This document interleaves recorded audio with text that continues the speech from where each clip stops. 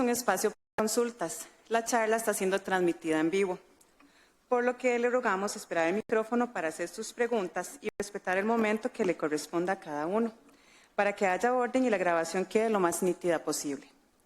En caso de emergencia, debemos dirigirnos a las zonas señaladas con rótulo de color verde ubicadas a los costados. Están acá, acá y acá. Solamente deben forzar hacia afuera la puerta de salida de emergencia. Les instamos con todo respeto a poner en silencio sus celulares para evitar las interrupciones. Al finalizar la charla, deberán dirigirse a la terraza para degustar del refrigerio. Recuerde mantener el tiquete de consumo que le fue entregado al ingreso.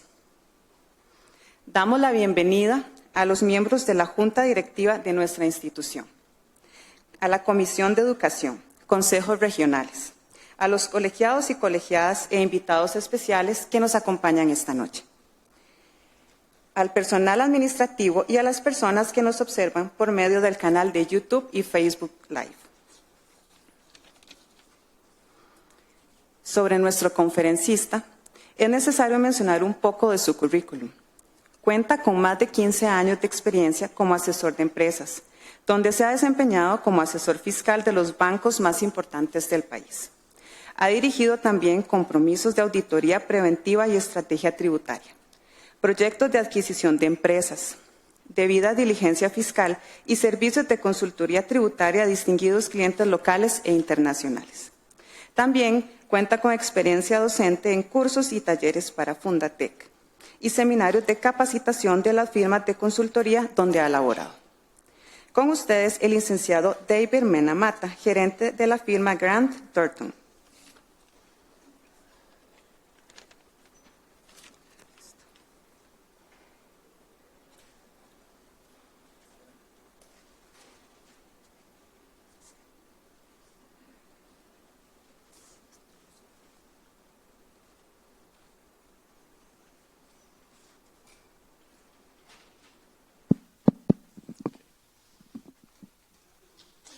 Bueno, muy buenas tardes a todos.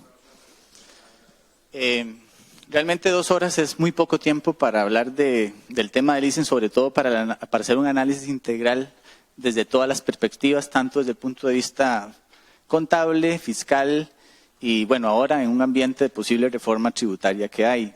Voy a tratar de ser lo más explícito posible para ir abarcando todos los temas. Evidentemente, al final vamos a dejar un espacio de preguntas para que ustedes puedan aclarar las dudas que tengan. Básicamente, el contenido va a ser análisis del tratamiento fiscal, ¿verdad? Los conceptos básicos e interpretaciones que va a tener el tema del leasing y lo que ha tenido en la práctica durante los últimos años. El tema de la conciliación fiscal para efectos del leasing, el tratamiento del impuesto de ventas, algunos criterios que ha tenido la Administración Tributaria en relación con procesos de fiscalización que se le han hecho tanto a arrendadoras como a arrendatarios. Vamos a ver el tratamiento de la transición de la NIC 17 a la NIF 16, que entra a regir el 1 de enero del año 2019, que trae cambios importantes sobre este tema. Y vamos al final a hacer una serie de conclusiones. También traigo un ejemplo que es integral. No sé si me va a dar tiempo verlo todo, voy a tratar de utilizarlo. En todo caso, ese material se los voy a dejar a ustedes con el personal del colegio para que se los comparta y luego lo pueden analizar en detalle. En principio, ¿para qué sirve el leasing? Básicamente es un instrumento financiero que se ha desarrollado desde el año 2001 para acá en este país. Ha tenido básicamente un auge producto de que ha sido un mecanismo de financiamiento para compra de activos de compañías que van a utilizar en sus actividades productoras de rentas gravables y generalmente lleva trámites, digamos, de formalización más expeditos que un crédito prendario, ¿verdad? O un crédito con otro tipo de garantías. Por la razón de que los activos los compra la arrendadora en función de las necesidades que tenga el cliente, quedan a nombre de la arrendadora cuando se trata de activos que son inscribibles, como vehículos, por ejemplo. Y cuando son activos no inscribibles, como computadoras, simplemente los pone a disposición de los usuarios para que usen ese activo y puedan utilizarlo durante un plazo de tiempo y el cliente decide ya sea adquirirlo al final o renovarlo por un activo nuevo para continuar con esa operación. Desde el punto de vista tributario, este tema del leasing ha tenido en el tiempo, en su historia, 3 decretos que lo han regido. El primero era el decreto que se emitió en el año 2002, que básicamente hacía referencia a los 2 tipos de leasing que generalmente conocemos, que es el leasing operativo y el leasing financiero. En ese decreto básicamente estaban establecidas las mismas reglas que establecía el FASB 13 en relación con diferentes características, que ahorita vamos a ver más adelante, que tienen que ver con la opción de compra, con los plazos de los contratos, con el valor presente de esos contratos, es decir, cuánto amortizo yo del valor del activo durante el pago de las cuotas, y el otro tiene que ver con la cancelabilidad de los contratos. Ahora más adelante voy a explicar cada uno de esos conceptos. Ese decreto fue modificado en el 2005 porque en la práctica ese negocio creció muy rápido, pero para efectos tributarios tenía, digamos que un perjuicio para la administración tributaria. ¿Qué era? Que todo el mundo hacía leasing porque lograba pasar por gasto el valor de un activo de alto valor en muy poco tiempo. Entonces el plazo casi que lo definía el cliente. Entonces habían vehículos, por ejemplo, o cualquier tipo de activo, maquinaria, que en 3 años usted ya en el balance lo tenía como un escudo fiscal porque ya lo había depreciado. Hubo un antecedente de tributación de un contribuyente que determinó de que eso estaba generándole un perjuicio porque se estaban pasando por gasto activos de alto valor en plazos muy cortos. Entonces ellos entraron a crear otro decreto, que trataron de hacerlo en el 2005, pero ese decreto nació muerto. ¿Por qué nació muerto? Solo reguló un tipo de leasing que era el financiero. Duró vigente, diga que 3 meses, y 3 meses después se dieron cuenta que estaba tan mal hecho que tuvieron que crear el otro decreto, que es el que hoy tenemos vigente, inclusive hasta la fecha, desde el año 2006, que es el 32876H, que vino a derogar el anterior y es el que ha venido vigente durante todo este tiempo. Y sobre este es el que vamos a enfocarnos básicamente en la exposición. Este decreto habla de 3 figuras, básicamente que es el arrendamiento operativo, el arrendamiento financiero asimilable a una compra-venta a plazos y el arrendamiento operativo en función financiera, que esa es una figura nueva de leasing que nace en este decreto que solo existe en Costa Rica. No existe en ningún otro lugar del mundo que yo sepa. ¿Por qué? Porque esto es una creatividad que hizo el sector en su momento, junto con la Administración Tributaria, para no matar el negocio que ya existía en ese momento ya cautivo en el mercado. Entonces hay que buscar una manera de seguir incentivando ese escudo fiscal que tenían los arrendatarios de pasar por gastos sus activos en poco tiempo, pero la tributación dice yo voy a marcar la cancha. Ya usted no va a hacer lo que usted quiera, pero le voy a seguir dando ese beneficio. Entonces, al abrir esa posibilidad, el sector de arrendadores, que eran los que tenían el negocio, dicen, bueno, pero si usted hace eso, y cualquiera va a venir ahora a ofrecer ese producto, ese servicio. Entonces, también lo limitó desde ese punto de vista. Entonces, digamos que el sector también logró que esa figura no la pudiera ofrecer cualquier arrendador, porque le va a poner una serie de limitaciones para que pueda hacer ese tipo de operaciones. Ahora les voy a comentar cuáles son. Eso es un poco la historia. Hasta la fecha hoy tenemos vigente ese decreto. Y este último es el que ha traído, digamos, algunos problemas, digo yo, no problemas, por lo menos diferencias, en cuanto a la interpretación que se le ha dado desde el punto de vista contable y fiscal, sobre todo a la tercera figura, a la que es el arrendamiento operativo en función financiera, que es la figura que existe solo aquí. De hecho, si ustedes revisan en las normas internacionales de información financiera, en la NIF 17 habla solamente de 2 figuras, o hay financieros o hay operativos. En la nueva norma NIF 16, que también se llama arrendamientos, existen solo 2 figuras, o son financieros o son operativos. El operativo en función financiera no existe. Pero la realidad es que es una figura que tiene que enmarcarse dentro de una de las 2 si uno los analiza desde el punto de vista de normas contables. Entonces, si hay que darle una clasificación desde el punto de vista de normas contables, o es operativo o es financiero. Eso lo vamos a ver ahorita. Aquí están tipos de leasing. En lo que les decía que era el operativo. Básicamente las características es un leasing que lo puede hacer cualquier arrendador.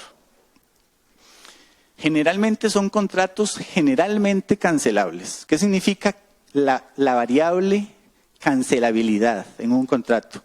Que hay una cláusula que dice, yo puedo retirarme de este contrato cuando yo quiera. Les pongo el ejemplo del alquiler de un inmueble, una casa, un apartamento. Yo necesito ir más cerca del trabajo, voy, firmo un contrato de alquiler, puro y simple, y digo, bueno, quiero estar aquí el tiempo que yo quiera, firmo ahí por 3 años, y resulta que a los 2 años me despiden de trabajo, me cambiaron a otro lugar y quiero estar más cerca, entonces me voy a ir. Yo le digo, un mes antes, ya yo me voy, ya no quiero alquilar más, no pasa nada. Eso es un contrato operativo. Generalmente son cancelables. Pueden haber contratos operativos no cancelables que son para situaciones muy específicas. Un ejemplo en que me digan que usted no se puede salir del contrato antes de que venza. Ha sucedido. Por ejemplo, en proyectos de construcción que se requiere maquinaria muy especializada, yo no voy a invertir en una máquina para hacer un túnel, qué sé yo, alguna obra especial. Y esa maquinaria yo no la tengo, necesito alquilarla. Es más, posiblemente hasta importarla porque el proveedor no está aquí. El proveedor me dice, yo te la alquilo, pero el plazo mínimo de arrendamiento son 6 meses. Y resulta que yo duro 3 meses, 4 meses haciendo la obra que necesito con esa máquina. Después de los 4 meses la desocupo, pero yo no me puedo salir antes de 6 meses. Eso es un contrato no cancelable, pero no implica que sea operativo. ¿Por qué? Porque yo estoy pagando por el derecho de uso de esa máquina. Igual que pagué el derecho de uso del alquiler del inmueble o del apartamento. O sea, yo pago por el derecho de usar el bien. Nunca con los pagos de esos arrendamientos yo adquiero derecho sobre la propiedad de ese bien. O sea, nunca va a ser mío, a menos de que lo compre. Entonces, ese es un ejemplo de un contrato no cancelable, pero que es operativo. Tiene que ser una situación muy particular como esas que les comento. Características, la otra variable, la opción de compra. En algunos contratos hay opciones de compra. Generalmente nos dicen hay opciones de compra, que eso es la posibilidad que tiene el arrendatario de adquirir el bien al final del plazo. Y esa opción de compra tiene un valor. En el decreto se establece que ese valor no puede ser a precio especial. ¿Qué es precio especial? Fiscalmente está definido. No puede ser un valor que sea inferior al valor en libros que tenga el activo al momento en que yo ejecuto la opción de compra. Recuerden que en un arrendamiento operativo el arrendador es el dueño del activo. Él lo compra, lo va depreciando, yo lo estoy usando y en un momento determinado el contrato finaliza y yo digo, yo quiero comprar ese activo. El valor en libros a esa fecha es distinto del valor original. Si él me lo quiere vender, no puede ser inferior al valor en libros que tenga el arrendador. Si es inferior al valor en libros, estamos hablando de que es una opción a precio especial. Y eso cambia la naturaleza del contrato. Ya no va a ser operativo, va a ser financiero. Esto les estoy hablando fiscalmente. Ahorita, cuando les hablo de la parte financiera, contable, les voy a explicar que esas reglas fiscales no son tan claras como sí lo son desde el punto de vista tributario. Entonces, la opción de compra no puede ser inferior a valor en libros. Generalmente el total de la cuota es deducible para el arrendatario. Usted lo que paga por mes es gasto deducible todos los meses, un gasto de arrendamiento, y para el arrendador va a ser un ingreso gravable. En el financiero, es un financiamiento, eso es una compra-venta a plazo. Diga que usted fue a un almacén de electrodomésticos, compró una refrigeradora a 6 meses plazo. Es eso. Usted compra un activo financiado, le cobra una tasa de interés implícita en la cuota y cada mes que usted paga va amortizando el valor de ese activo y pagando un gasto financiero asociado a ese activo. En este caso el contrato es no cancelable. Es como que yo voy a pedir un préstamo al banco. A mí no me pueden decir, vea, el préstamo es a 5 años y yo a los 3 años digo, no, ya no lo quiero. No, está bien. Si usted no lo quiere, puede salirse, pero usted me tiene que pagar el saldo total de la operación. Me obligan a pagar el total del saldo de la operación. Eso quiere decir que es no cancelable. Tengo una obligación de cumplir el compromiso de pago de las cuotas establecidas en ese contrato. Quizá lo que sí se podría ganar el arrendatario en esos casos es que no me cobran los intereses del plazo que falta, pero el saldo de la operación lo pago porque lo pago. ¿Ok? Entonces, en estos casos, como yo compro el activo, yo sí tengo derecho a registrarlo como activo, lo deprecio y además tengo un escudo financiero producto de los intereses que yo voy a pagar mes a mes. Es un simple financiamiento. Y aunado a eso está el componente de que generalmente si esas operaciones se hacen en moneda extranjera, voy a tener derecho a reconocer un gasto por diferencial cambiario, porque voy a tener una deuda en dólares, o eventualmente un ingreso si ese tipo de cambio baja, como sucedió en el 2008. Que los que tenían deudas en dólares generaron ingresos por diferencial cambiario porque el tipo de cambio se cayó. Les voy a comentar aquí la figura del leaseback que está incluida en el último decreto, que no estaba en los anteriores. El leaseback, vean que está clasificado dentro del leasing financiero porque es un financiamiento en el fondo. ¿Pero qué característica tiene? Que en el financiero generalmente yo digo, bueno, yo ocupo una fotocopiadora con estas características, le digo a la arrendadora, es esta la copiadora que yo necesito, vale tanto. A veces me piden un adelanto, una prima, 20%, yo lo pago, me financian el 80%. Y el dueño del activo es el arrendador desde el día 1 en que se adquiere el activo. Si es un vehículo inscrito a nombre de la arrendadora. En el leaseback es diferente. Es cuando ya el arrendatario ha adquirido el activo, diga que yo compré una máquina y la importé a un proveedor en Alemania y se la pagué. Pero el gerente financiero de pronto se da cuenta que el dinero que usó para comprar ese activo era parte del capital de trabajo de la empresa y yo debía haberme financiado para comprar esa máquina. Entonces yo digo, no, me voy a dar vuelta ante una arrendadora y le digo, arrendadora, vea, yo tengo esta máquina, es que yo necesito hacerla en un leasing, o sea, que me la financien. Entonces la arrendadora, sí, claro, usted tendría que vendérmela y yo se la arriendo. Eso quiere decir que la única operación de leasing posible de hacer en esos casos es un leasing financiero. ¿Por qué es leaseback? Porque antes de la operación de leasing el arrendatario fue dueño del activo. Entonces yo se la vendo y luego se la arriendo. ¿Qué dice el decreto con respecto al leaseback? El arrendatario tiene que continuar depreciando el activo en las mismas condiciones en que lo estaba haciendo antes de la operación de ese leasing. Es decir, yo compré la máquina, la registré, la deprecié 3 meses, me di cuenta que tenía que financiarla, me le hacen la valoración, prácticamente es el mismo valor en libros, me dan la plata, a mí me dan plata, pero fiscalmente a mí me dicen, usted sigue registrando el activo y lo sigue depreciando. Es decir, esa venta no existe para efectos fiscales, porque yo sigo reconociendo el activo. ¿Qué es lo que tengo ahora? Una entrada de efectivo que me dio la arrendadora contra un pasivo a la arrendadora. Ahí no hay activo de por medio porque yo el activo lo he registrado el día 1 cuando compré ese activo a nombre mío. Entonces, cuando yo soy dueño de un activo y quiero arrendarlo y tomé la decisión a posteriori, si a mí me ofrecen un leasing operativo o operación financiera, están corriendo un riesgo fiscal. Solamente puede ser un leasing financiero.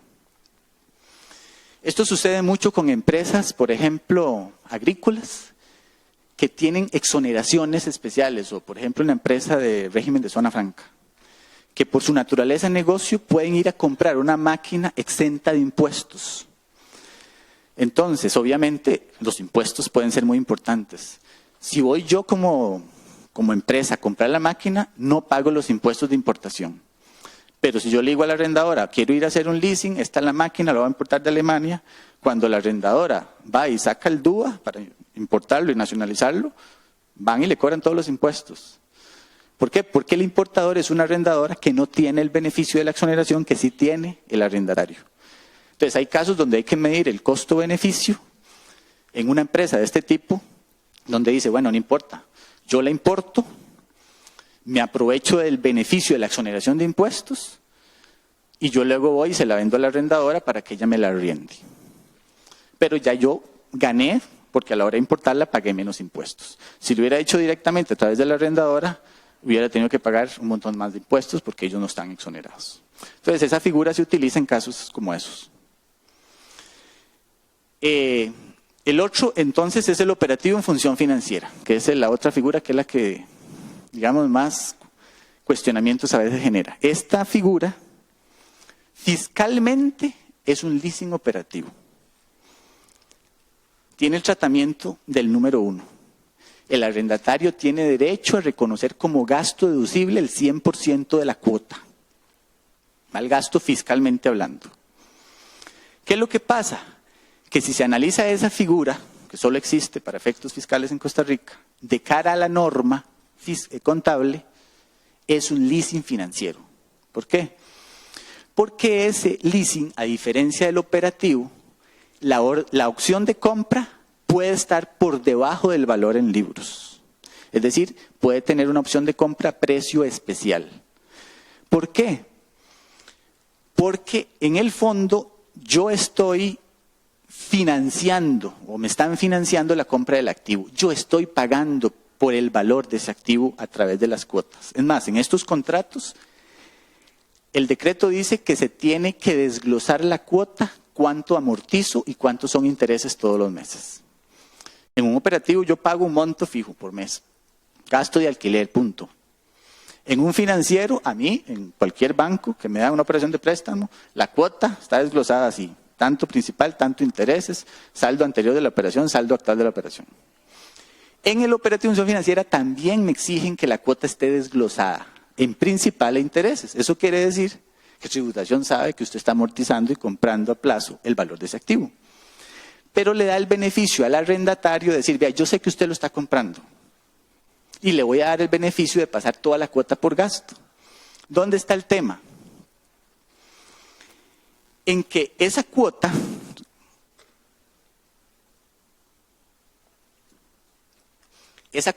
el componente de amortización que tiene implícita, no puede superar 2 veces la depreciación que le corresponde a ese activo bajo el método de línea recta.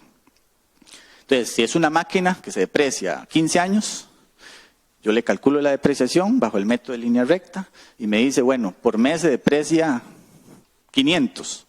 La amortización no puede ser más de 1000. Entonces, ¿qué sucede? ¿Dónde está el tema ahí? Que si yo hago un contrato de este tipo en 3 años, la cuota me va a caer muy alta, porque yo tengo que amortizar esa deuda en muy poco tiempo.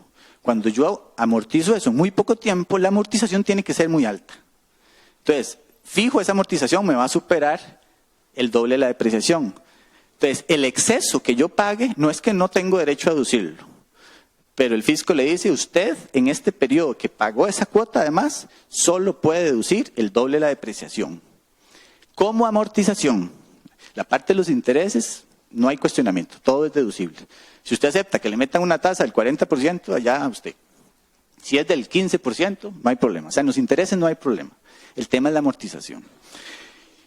¿Qué significa esto? En el fondo, es que si esa máquina que se depreciaba a 15 años, yo hago el contrato en 3, no hay manera de que yo logre pasar por gasto toda la cuota. Hay un montón de la amortización que voy a tener que dejarla como un gasto diferido, porque yo le estoy pagando a la arrendadora, pero no lo puedo deducir en ese periodo. Va a quedar como un gasto diferido para ser amortizable en periodos posteriores. ¿Cuánto va a durar amortizando ese valor? Si son 15 años, va a durar 7 años y medio. Si el activo se deprecia a 10, va a durar 5. ¿Eso qué significa? Que la tributación otorgó un derecho de pasar por gasto activos en la mitad del plazo de la vida útil. Entonces, si usted compraba un vehículo que se depreciaba en 10 años, si lo hace con esta figura, usted en 5 años lo puede pasar por gasto. Si lo hace en 4, va a tener un problema porque no se le van a ajustar las cuotas para poder deducirlas al 100%. Ahora en los ejemplos lo vamos a ver rápidamente. ¿Estamos claros? El otro tema importante es que este contrato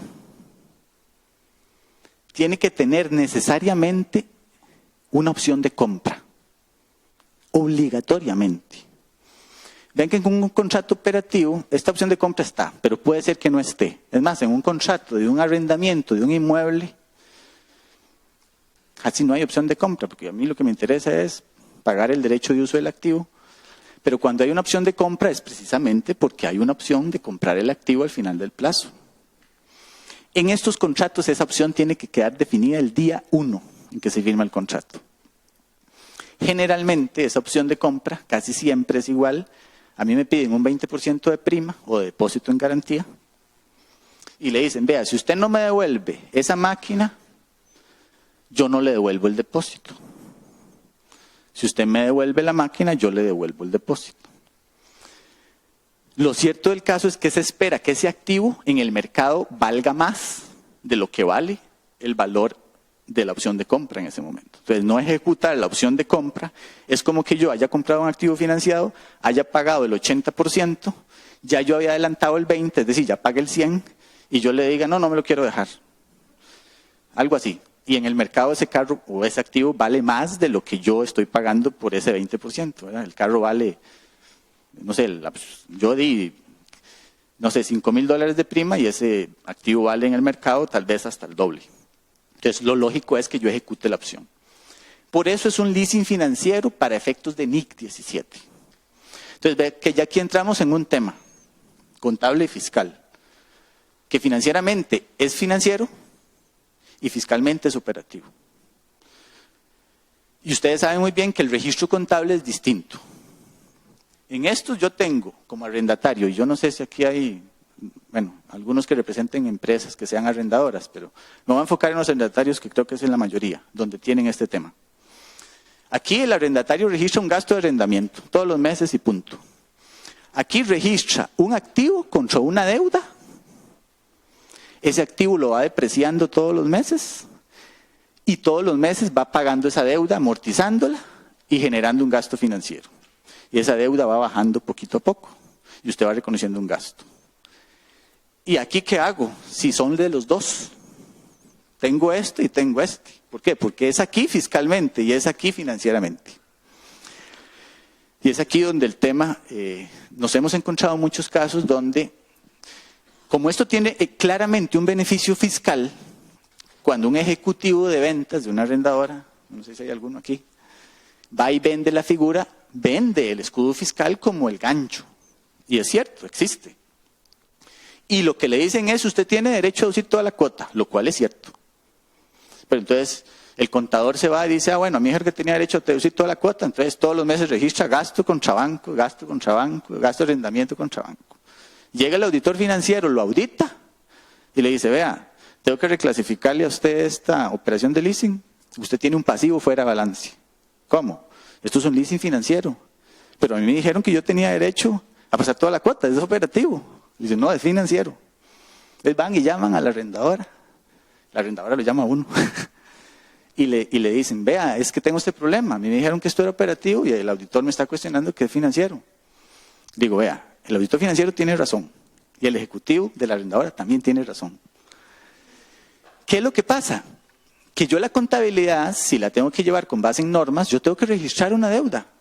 Registro el activo contra la deuda y la amortizo en el plazo del contrato, deprecio el activo, hago todo normal como si fuera financiero. Eso es lo que la norma me dice que haga contablemente.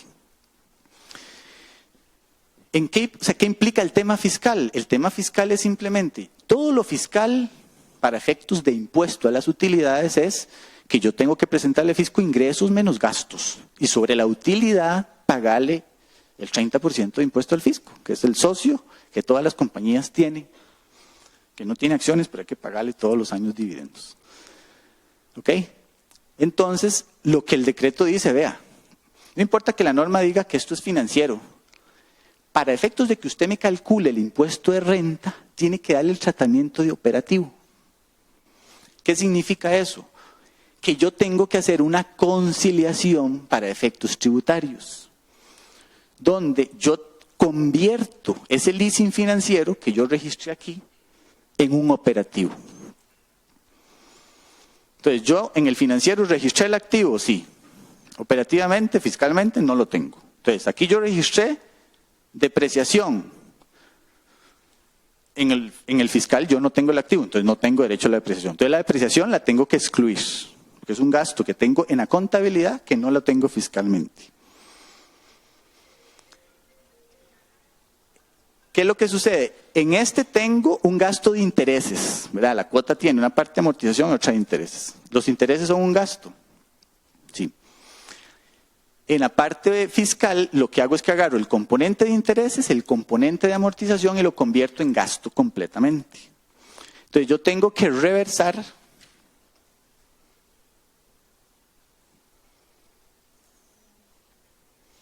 van a hacer un anuncio. El pasivo me genera un diferencial cambiario porque es generalmente en dólares. Ese diferencial no existe fiscalmente porque yo fiscalmente no tengo ninguna deuda. El otro ajuste tiene que ver, el día 1, cuando yo compro el activo, a mí me piden una prima al 20%, digamos. Entonces, en un financiero, ¿qué sucede? Si el activo vale 100 y yo di 20, yo tengo un pasivo por 80. Entonces yo registro el activo por 100, salida de bancos 20 y un documento por pagar por 80. Fiscalmente, esa prima, vean que es parte del pago del valor del activo. En un operativo eso se convierte en un depósito en garantía contra una salida de bancos. Entonces, ese activo existe fiscalmente, no existe financieramente. Y si está en dólares, me genera diferencial cambiario. Entonces hay un diferencial que tengo que reconocer fiscalmente que no lo tengo contablemente, porque yo no tengo un depósito de garantía en la contabilidad financiera.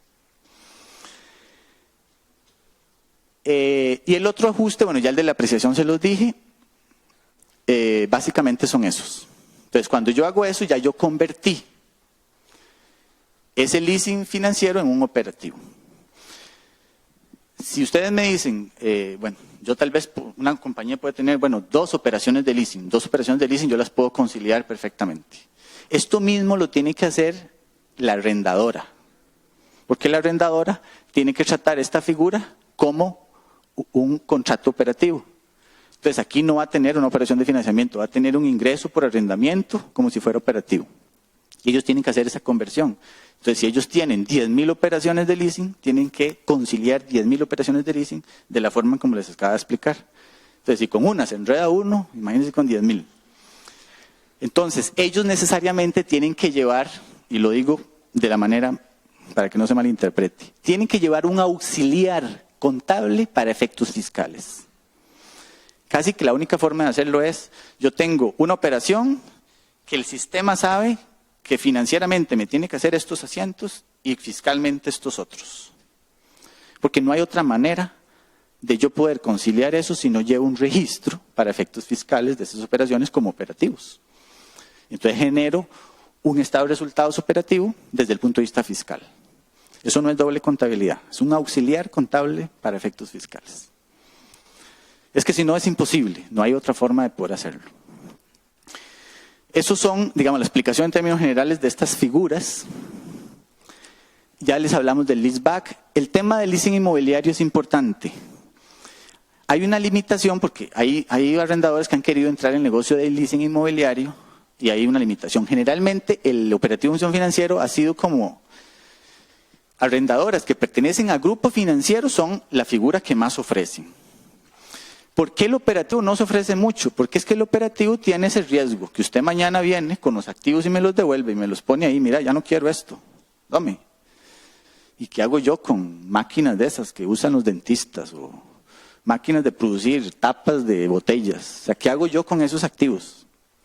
O sea, tener leasing operativo, corro el riesgo que a mí me devuelvan esos activos porque son contratos cancelables. Mañana le digo, ¿sabe qué? Ya no quiero este activo, ya no lo arriendo. ¿Y qué hago yo con ese montón de activos o tarantines que no sé ni para qué sirven?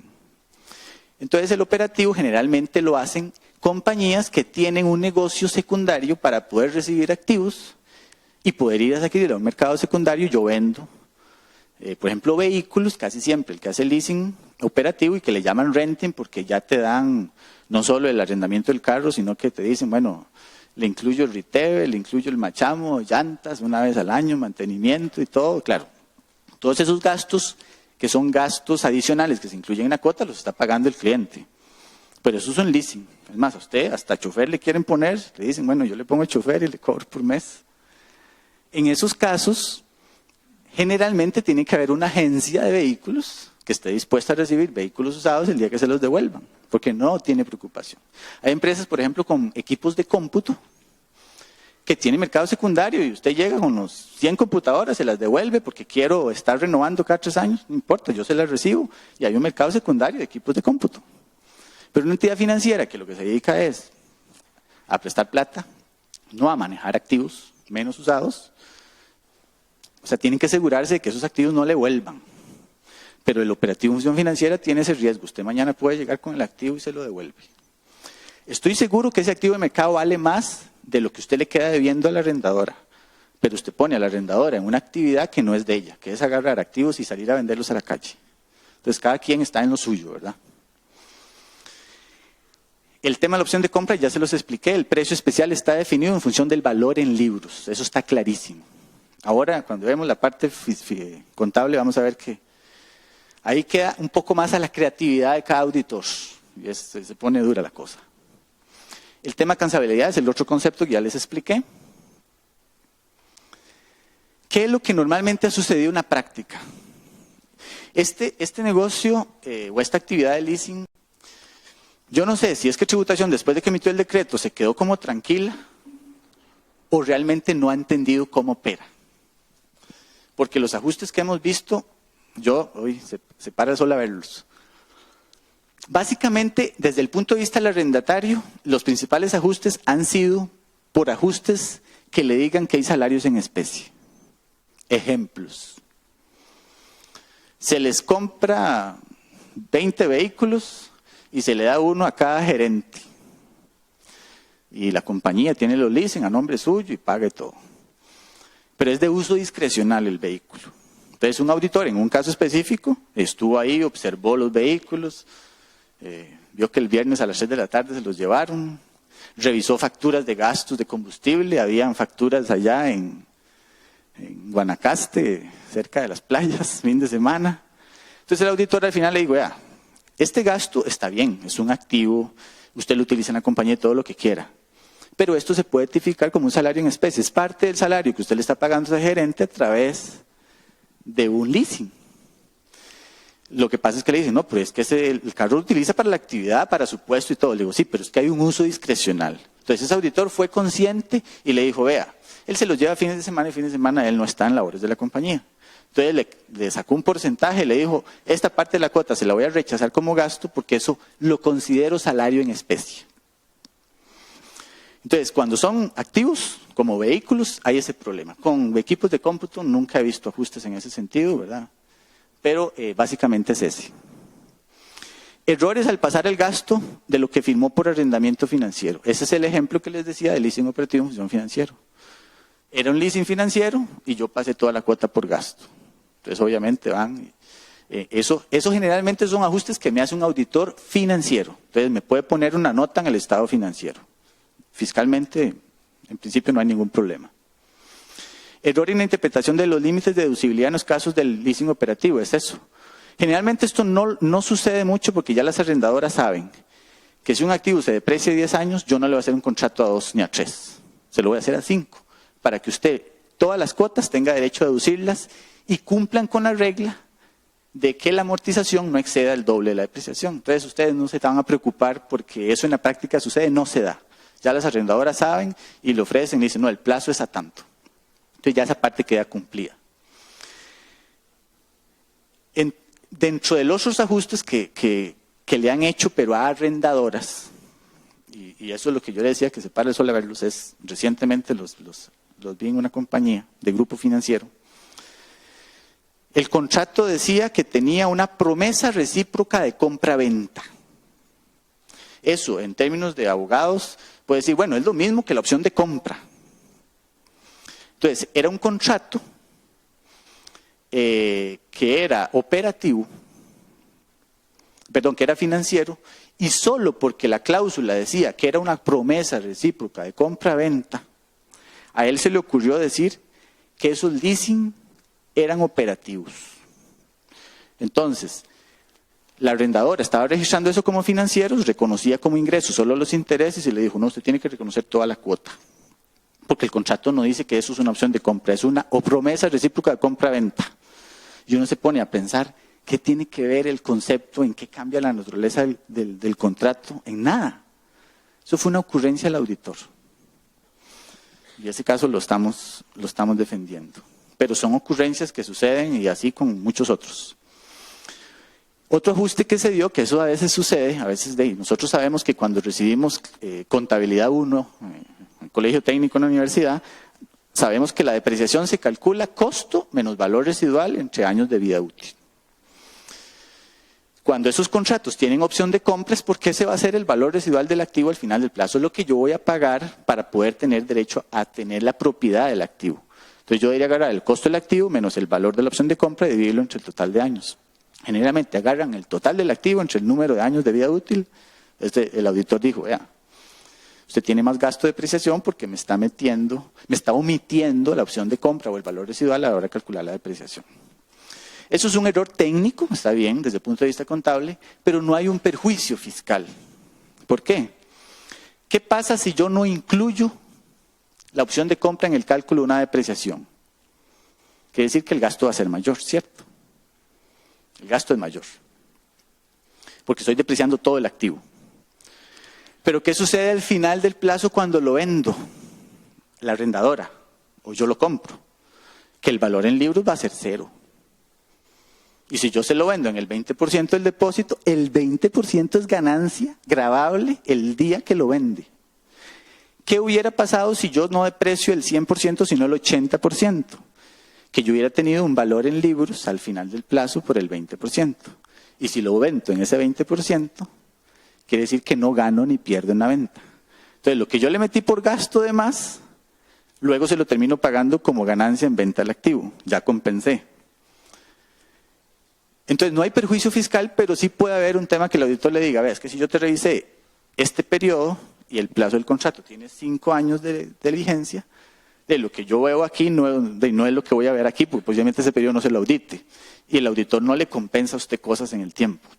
Dice, no, yo te estoy sacando la foto en el 2016. En el 2016 usted me está generando un perjuicio y voy y le hago el ajuste.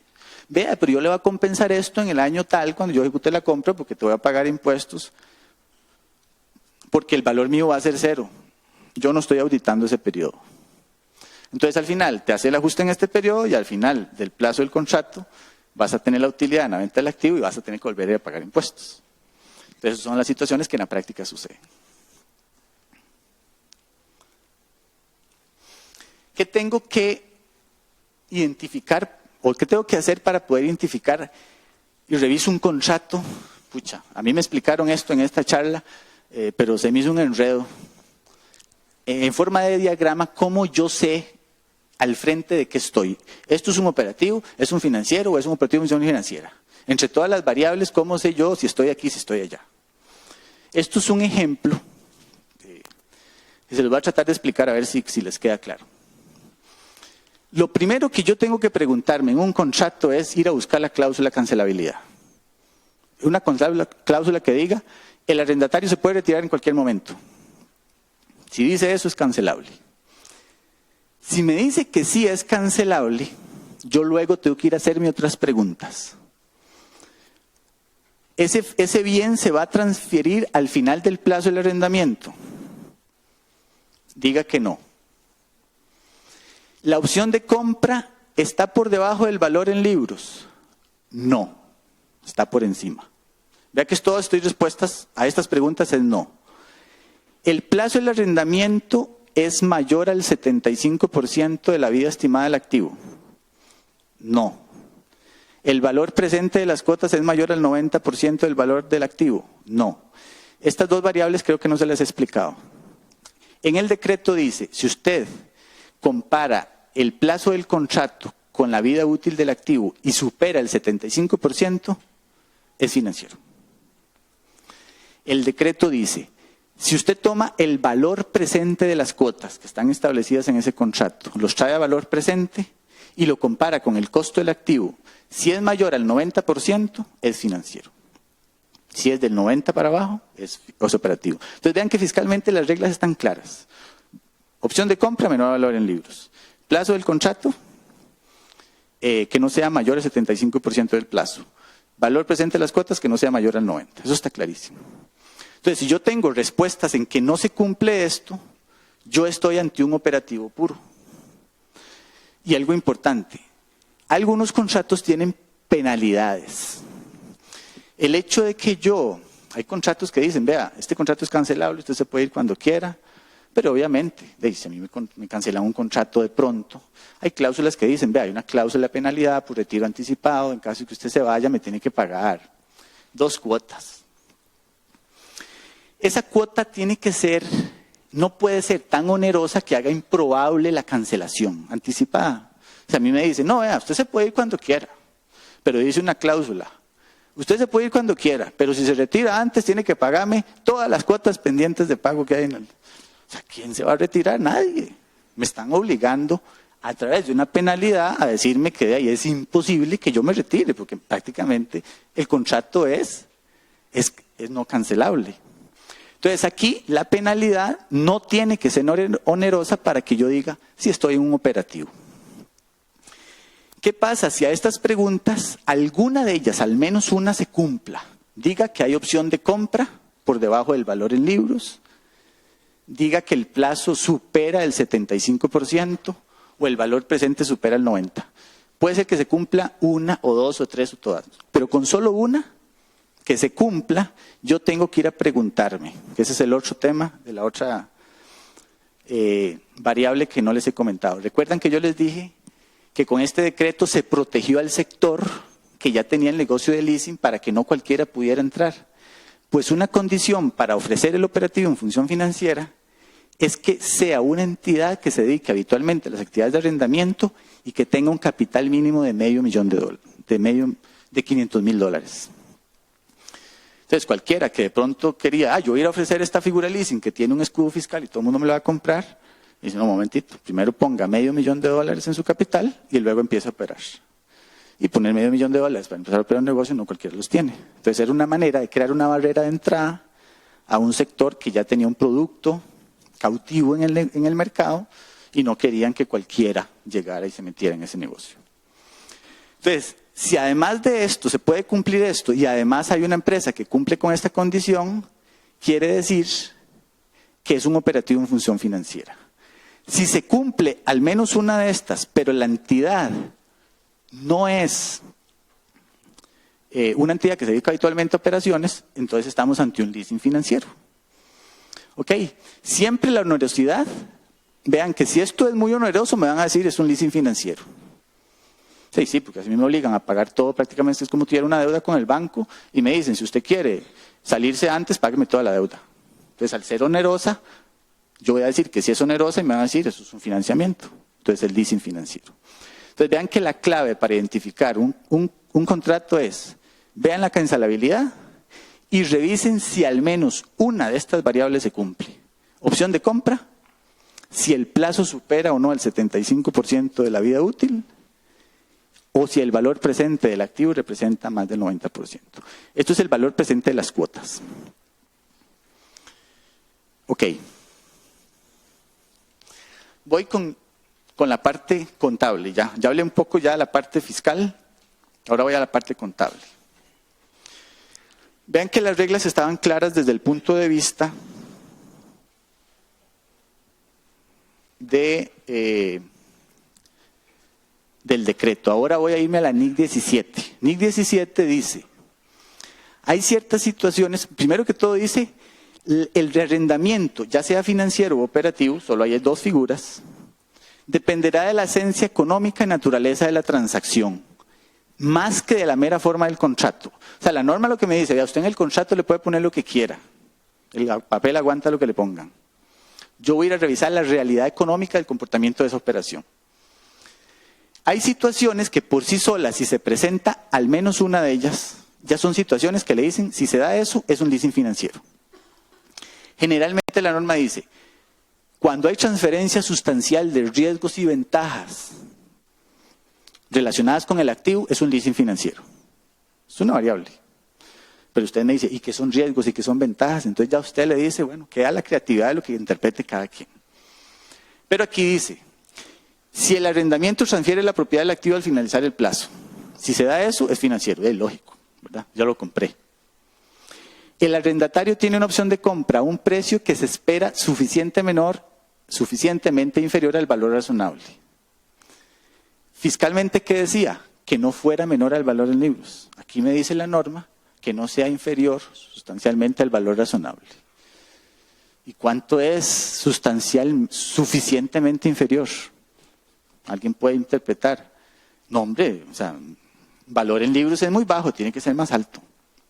Ya queda interpretación. Generalmente se interpreta que valor razonable es el valor de mercado de ese activo en ese momento. El otro, si el plazo del arrendamiento cubre la mayor parte de la vida económica del activo. Recuerden que fiscalmente hablaba de un 75%. O sea, si el plazo supera el 75%, es financiero. Aquí me dicen la mayor parte de la vida económica. Si alguien me dice que es la mayor parte, yo le puedo decir es la mitad más uno. Entonces, si supera el 50% del plazo más uno, ya yo le puedo decir es la mayor parte. Otro auditor le puede decir, no, es el 60, no, el 65. Entonces resulta que ya entramos en una interpretación distinta, que para un auditor financiero puede revisar un contrato que cumple con las características de ser operativo para efectos fiscales y financieramente con base en esto puede interpretar no es financiero. Y vaya usted y agárrese con el auditor y que le explique por qué le interpreta que es así. ¿Por qué? Porque aquí tenemos en la norma variables cualitativas, a diferencia del decreto que habla de variables cuantitativas. Entonces, cuando hablamos de variables cuantitativas, cualquiera puede interpretar lo que quiera. El otro, el valor presente de los pagos mínimos por arrendamiento es menos equivalente a la totalidad del valor razonable. Bueno, aquí estábamos hablando antes fiscalmente del 90%. Si yo le digo al auditor, vea, yo amorticé nada más el 89.9% del activo, me va a decir, eso es financiero, ya es la mayor parte del valor razonable. Entonces, cualquiera que me diga, ya pagué más de la mitad, me puede decir, ¿sabe qué es financiero? Ya usted pagó más de la totalidad del valor razonable. Depende. Otro es cuando hay activos muy especializados, que solo el arrendatario tiene la posibilidad de usarlos sin realizar en ellos modificaciones. A veces es que yo necesito arrendar un activo que tiene características tan especiales, y yo siempre pongo un ejemplo. Supongamos que esta empresa de Astra Rocket de Franklin Chan debe tener algunas máquinas muy especiales que solo él usa para hacer sus estudios del motor de plasma. Y diga que él compró esa máquina en leasing. Es tan especializada que nadie va a creer que si él la devuelve va a ir a un mercado secundario para esa máquina.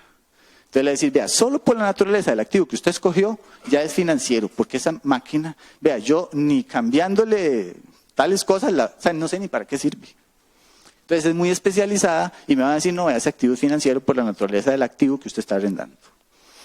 El otro es que el plazo del contrato termine y luego me digan que las pérdidas, o en cualquier momento las pérdidas sufridas por ese contrato son asumidas por el arrendatario.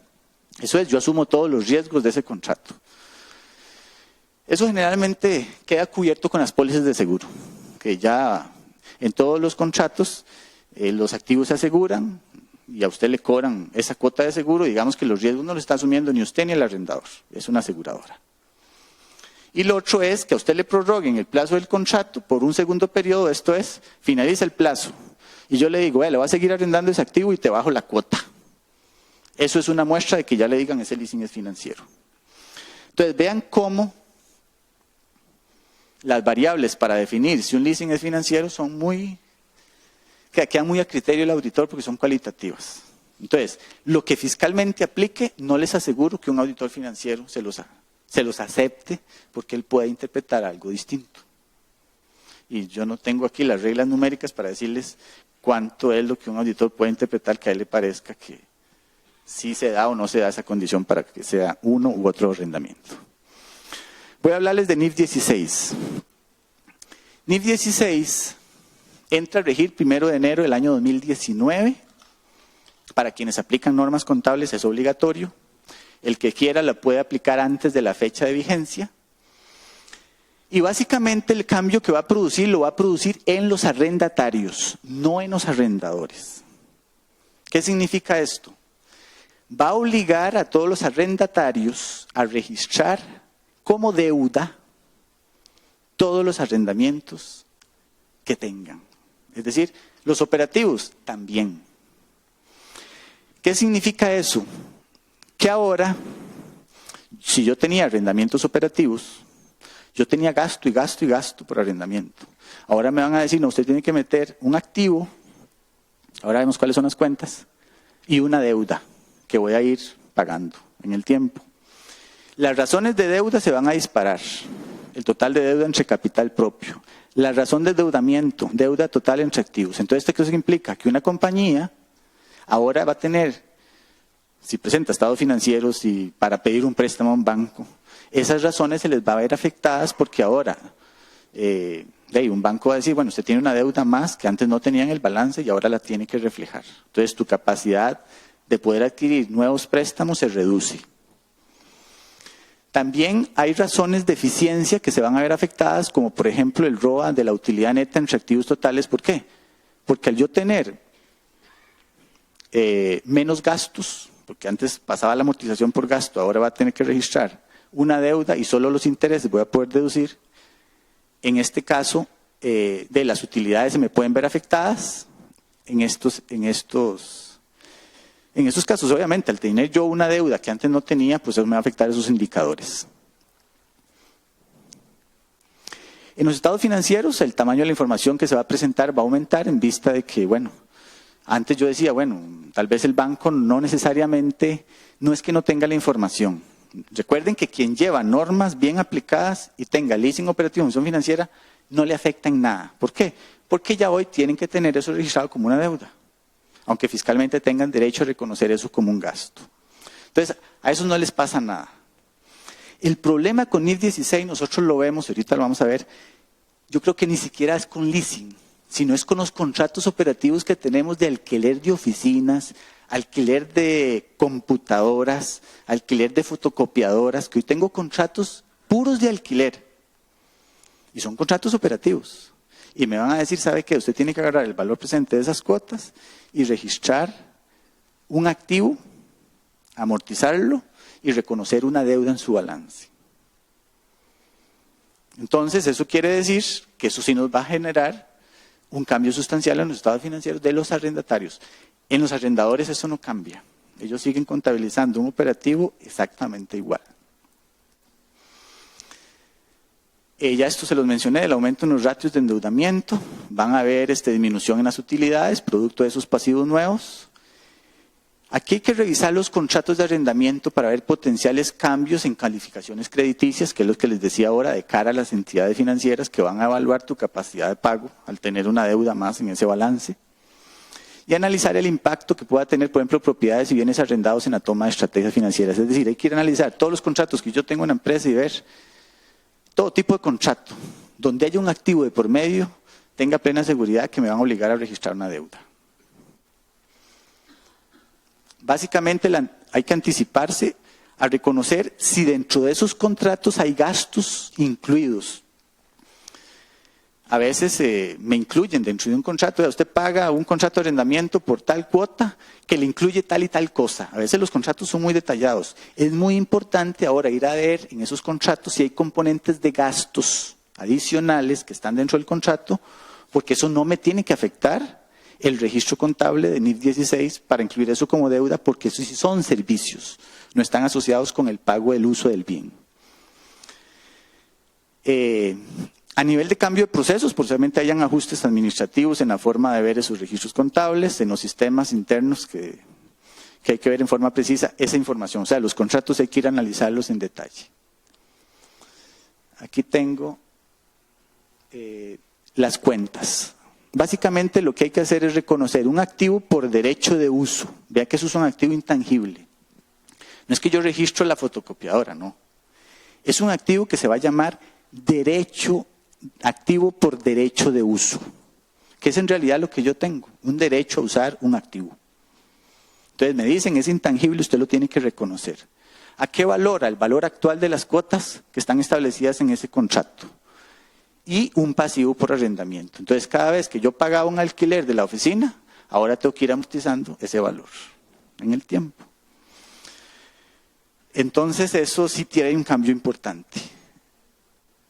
Básicamente en ese activo de derecho de uso hay que tomar en cuenta el valor inicial del pasivo, ver si hay algún beneficio o incentivo en el arrendamiento, no sé, algún periodo de gracia que pueda tener, si hay costos indirectos o inclusive costos de desmantelar el activo que usted incurrió para poderlo poner esa oficina en condiciones de usarla, eso se tiene que incluir dentro de parte del contrato para hacer esa valoración. Ese activo hay que estarlo revalorando dependiendo de si se dan situaciones en el tiempo.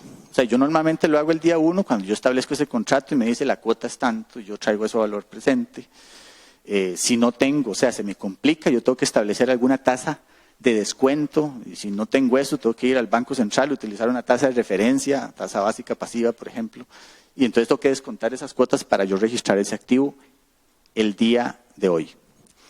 Cambio en la cantidad por pagar según garantía. Puede ser que si yo tengo una garantía y esa garantía hay un cambio de valor, yo tengo que ir a actualizar eso. Si hay, por ejemplo, cambio en la tasa usada para terminar los pagos, o sea, no sé, que las tasas de interés de referencia que yo usé para hacer la evaluación de ese activo ya cambiaron. Era tasa básica pasiva y hoy, 3 años después, esa cambió. Tengo que ir a revalorar ese activo por derecho de uso y el pasivo. Si hay cambios, por ejemplo, en el periodo no cancelable del arrendamiento. O sea, que yo tengo un contrato a 10 años y que de pronto me digan, vea, por una situación especial el contrato pasa a 8 años o a 15 años, eso me cambia el valor presente de ese pasivo, entonces tengo que revalorizarlo en ese momento. O si hay un cambio en la valoración de la opción de compra en caso de que el contrato tuviera opción de compra, también hay que revalorizarlo. En esta es importante, y aquí es donde está ¿qué es lo que no puedo reconocer? O sea, ¿en qué casos yo no tengo que reconocer la deuda? Cuando tenga contratos operativos que sean menores a 1 año. Pocos, ¿verdad? O que tengan un valor económico muy bajo. Esto yo lo estuve revisando en la norma, pero el IASB, en la norma no está, pero el IASB dijo que hablaba de activos de menos de $5,000. O sea, todo hay que meterlo en el balance como deuda. ¿Qué les quiero decir con esto? Hay que replantear el análisis de los contratos que tienen las compañías, donde hay activos de por medio. Cuando hablamos de servicios, es diferente. Les voy a poner un ejemplo. Yo tengo un arrendamiento de una maquinaria especial, un montacargas. Los tengo en leasing. Y diga que es operativo. Y hoy paso todo por gasto. Hay un activo de por medio. Ahí está el montacargas. Y a tal plazo pago cuotas, todo lo que usted quiera. Me van a obligar con IS 16, no, registre usted un activo por derecho de uso y registre el pasivo. ¿Por qué? Porque tenés un activo al que estás teniendo derecho a usar, un montacargas. Entonces, ¿cuál es una forma de decir, ¿y cómo me quito esto yo encima? O sea, no es que quiero decir que, pero es una forma de analizarlo. Bueno, ahí yo tendría que decir, yo tendría que tener un contrato de servicios donde no hay activo. ¿Cómo hago eso? Yo le voy a contratar a usted un servicio de movimiento de carga en mi bodega. A mí no me importa si usted usa un montacargas, si usa un carretillo o si usa lo que quiera. A mí lo que me interesa es que usted me mueva la carga de aquí para acá. Eso es un contrato de servicios donde el activo a mí no me interesa. Ese tipo de contrato ya no tiene afectación por NIF 16, porque estamos hablando de un contrato de servicios. Y no importa que el contrato sea más de 1 año. ¿Por qué? Porque el activo a mí ya no me importa. Yo le contraté a usted un servicio. Una maquinaria especial, una vagoneta, yo le contrato, no. Servicios de transporte de material de construcción. Yo le digo, no, alquiler de vagonetas para una empresa constructora ya es otra cosa. Vehículos, bueno, no sé. Servicios de transporte de ejecutivos. O sea, en realidad hay que ponerse muy creativo. O sea, lo que quiero decirles con esto es que hay que convertir esto en servicios. Es la única manera en que la norma nos permite a nosotros no reconocer esto como deuda. ¿Eso qué implica hacer? Cambiar todos los contratos. Cambiar todos los contratos. Una fotocopiadora. Yo no le alquilo la fotocopiadora. Usted me vende un servicio de fotocopiado. A mí me interesa que usted esté disponible para que me dé el servicio en el momento en que yo lo necesito. Y usted si puede sacarme copias con otra máquina, cosa no fotocopiador, es cosa del proveedor. A mí lo que me interesa es tener una copia de un documento. ¿Entienden? Entonces, eso es un tema porque, o sea, uno a un auditor se la puede poner difícil. Si usted le da un contrato, a la hora de leerlo, le dice, no, ¿cuál activo? Yo no tengo ni activo, lea ahí. Yo es un servicio lo que estoy contratando. Como en realidad sucede. O sea, en realidad sucede. Bueno, veamos el caso de Uber, por ejemplo. Y yo sé que tal vez no es un caso, pero Uber, ¿qué es lo que da? Alguien me puede decir, un servicio de transporte. Uber tiene vehículos, no tiene ni uno solo. Los dueños son otros. Ellos tienen una plataforma tecnológica que permite comunicar a un demandante de un servicio y tiene un proveedor que le hace servicio y él lo que ofrece es una plataforma para que ellos se comuniquen. Pero ellos no tienen carros para transportar gente, pero ellos dan un servicio de transporte.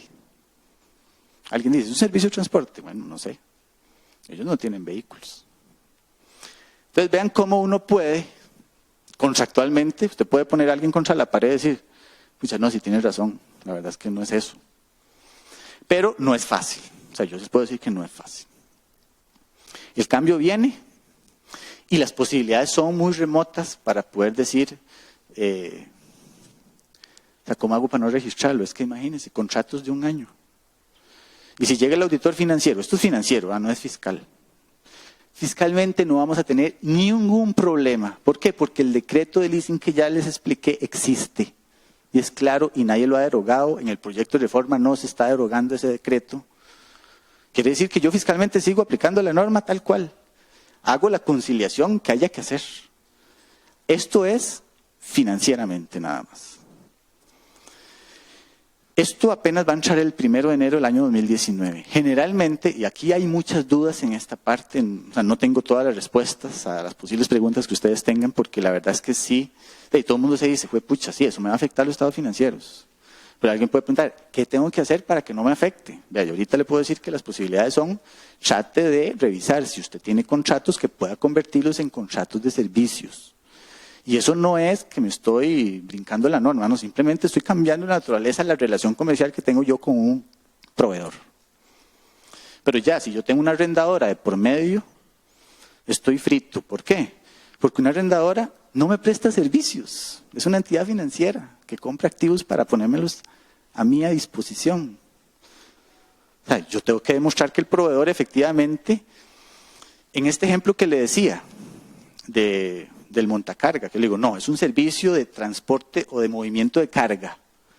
Entonces, hoy usted tiene un montacargas celeste, mañana trajo uno anaranjado. No importa, a mí eso, el activo no me interesa.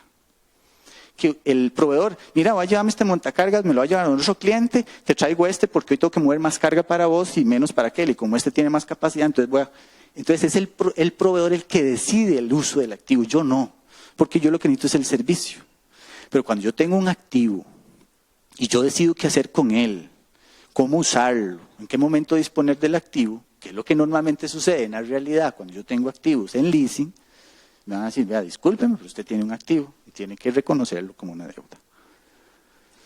Este es el diagrama para determinar si tengo un arrendamiento o tengo un servicio. O sea, estas son las preguntas que hay que hacerse, pero vean que las respuestas para llegar a servicio van a ver. ¿Hay un activo identificado? Si la respuesta es no, pues tengo un contrato de servicio, no me afecta. Es lo que les decía, ¿verdad? Tengo un servicio de movimiento de carga. ¿Hay un contrato? ¿En el contrato habla algo de un activo? No, no tiene que decir nada si es montacarga, si es carretillo, si es lo que sea. A mí no me interesa. Pero si hay un contrato, si hay un activo identificado, ¿cuál? El montacarga. Entonces me dice, sí. Entonces ahora, el cliente tiene el derecho a obtener sustancialmente todos los beneficios económicos del activo durante el periodo. Pucha, yo con el uso de ese activo voy a tener el beneficio, mueve la carga, la voy a poder vender y cuando la vendo obtengo el beneficio de esa ganancia. Entonces ahí la respuesta puede ser que sí. Si la respuesta fuera que no, estoy en un contrato de servicios. Pero es difícil que esta respuesta sea no.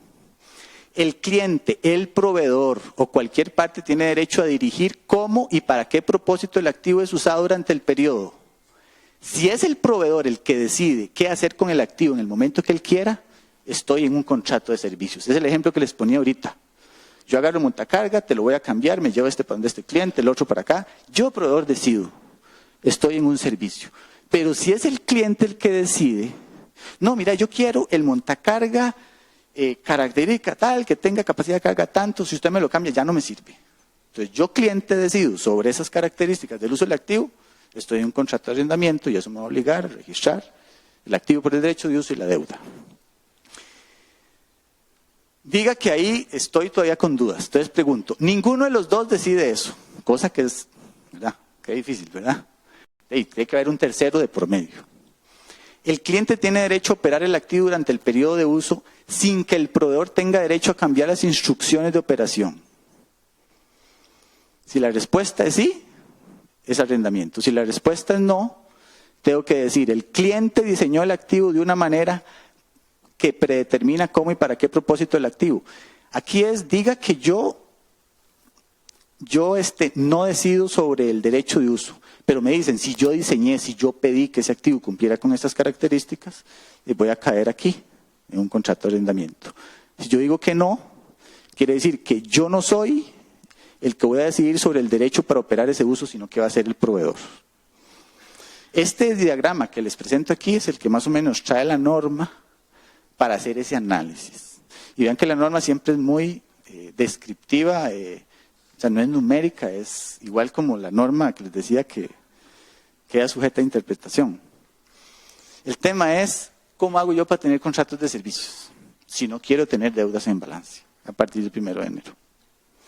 Y la otra es, bueno, no aplico normas contables y sigo haciendo. Pero bueno, ahí van las notas del auditor financiero, donde le va a decir, usted tiene una salvedad en su estado financiero porque usted está omitiendo una deuda o tiene la deuda fuera de balance. Esa es la novedad que viene a partir del próximo año. Generalmente, cuando han entrado normas nuevas, en la práctica se dan hay situaciones que a veces obliga al IASB a hacer análisis y hacen modificaciones, etcétera. Algunos de los especialistas creen que esto podría tener cambios después de que se implemente. No sabemos cuáles, en función de... Porque la idea de esto es que todos los estados financieros sean estandarizados a nivel mundial, eso es lo que busca la norma, que todos se interpreten igual, que nadie tenga información financiera ahí que no se pueda comparar para efectos de adquisición de negocios, empresas que cotizan en bolsa, o sea. Pero bueno, hay quien está en normas y quiere ser auditado y necesita estados auditados y no quiere salvedades o notas en estados financieros, va a tener que aplicar esto. Ese es el tema de la conciliación fiscal, que ya les comenté un poco, que básicamente es a lo que estamos obligados a hacer en el tanto tengamos arrendamientos operativos en función financiera. Tenemos que ajustar el registro de los activos financieros o de los leasing financieros para convertirlos en operativos desde el punto de vista fiscal. Pueden llevar auxiliares para efectos fiscales, si se les complica mucho porque ya tienen varias operaciones, o sea, en eso no hay ningún problema. Pero no son asientos contables, son ajustes a la utilidad que me saca el estado financiero de la contabilidad, a la que le hago ajustes, de que le quito depreciación, le meto interés, le meto amortización, le quito diferencial del pasivo, le meto diferencial del depósito en garantía y saco una nueva utilidad fiscal que va a ser diferente a la contable. Cuando me vean la declaración no me pega con la utilidad del estado financiero, pero yo al auditor le digo, no, es que yo tengo una conciliación fiscal que me dice cómo pasé de esta utilidad a la que yo le declaré. ¿Por qué hubo ese cambio? Porque yo tengo un decreto que dice que este leasing tiene ese tratamiento y la norma me dice que ese tiene otro. Y el decreto lo dice, si hay una diferencia en el tratamiento de esa figura, usted tiene que hacer una conciliación para efectos tributarios. Voy rápido. Impuesto de ventas en los leasing. Para quienes son contribuyentes del impuesto de ventas, si yo compro una máquina que va a ser utilizada en el proceso productivo, yo tengo derecho a acreditarme el impuesto de ventas de esa máquina. Si yo compré esta computadora para la oficina, pagué impuesto de ventas, pero esa forma parte del costo del activo. Y posiblemente ni sea contribuyente hoy porque presto servicios profesionales que no están grabados hoy. En esto tenemos que ver que cuando hay activos que se utilizan en actividades, en los procesos de producción, comercialización y distribución, yo tengo derecho a acreditarme el impuesto de ventas pagado en la compra de bienes y servicios. Y si ese activo yo lo tengo en leasing, tengo derecho a acreditarme el impuesto. Así de sencillo. Entonces, los que manejan ya impuesto de ventas saben el derecho a crédito y débito, simplemente lo reconocen. ¿Dónde hay un tema con leasing? Por ejemplo, en vehículos.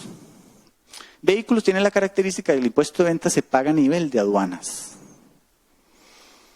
Cuando una empresa agencia de vehículos importa un vehículo de Japón, viene a aduanas, le calculan el costo, la factura, el due a tú, y hay un margen presuntivo de utilidad que ya se le mete a ese costo y luego se calcula el impuesto de ventas. Eso quiere decir que el impuesto de ventas de los vehículos se cobra a nivel de aduanas. En la siguiente cadena de valor, esos vehículos ya no se cobra el impuesto porque ya el importador los pagó a nivel de aduanas el día que lo compró. Entonces, ustedes nunca van a ver una venta de un vehículo que venga a desglosar el impuesto de ventas.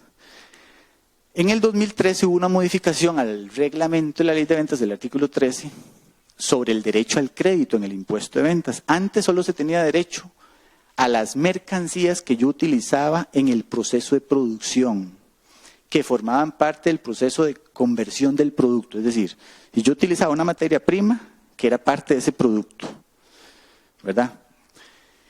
En el 2013 se modificó y se amplió para que también se reconociera el crédito por la actividad producción, comercialización y distribución. Y yo para distribuir un producto necesito vehículos. Y resulta que si yo compro un vehículo nuevo, la agencia fijo me va a cobrar el valor con su utilidad y todo. Y ahí va metido el impuesto de ventas, que pagó ella en aduanas.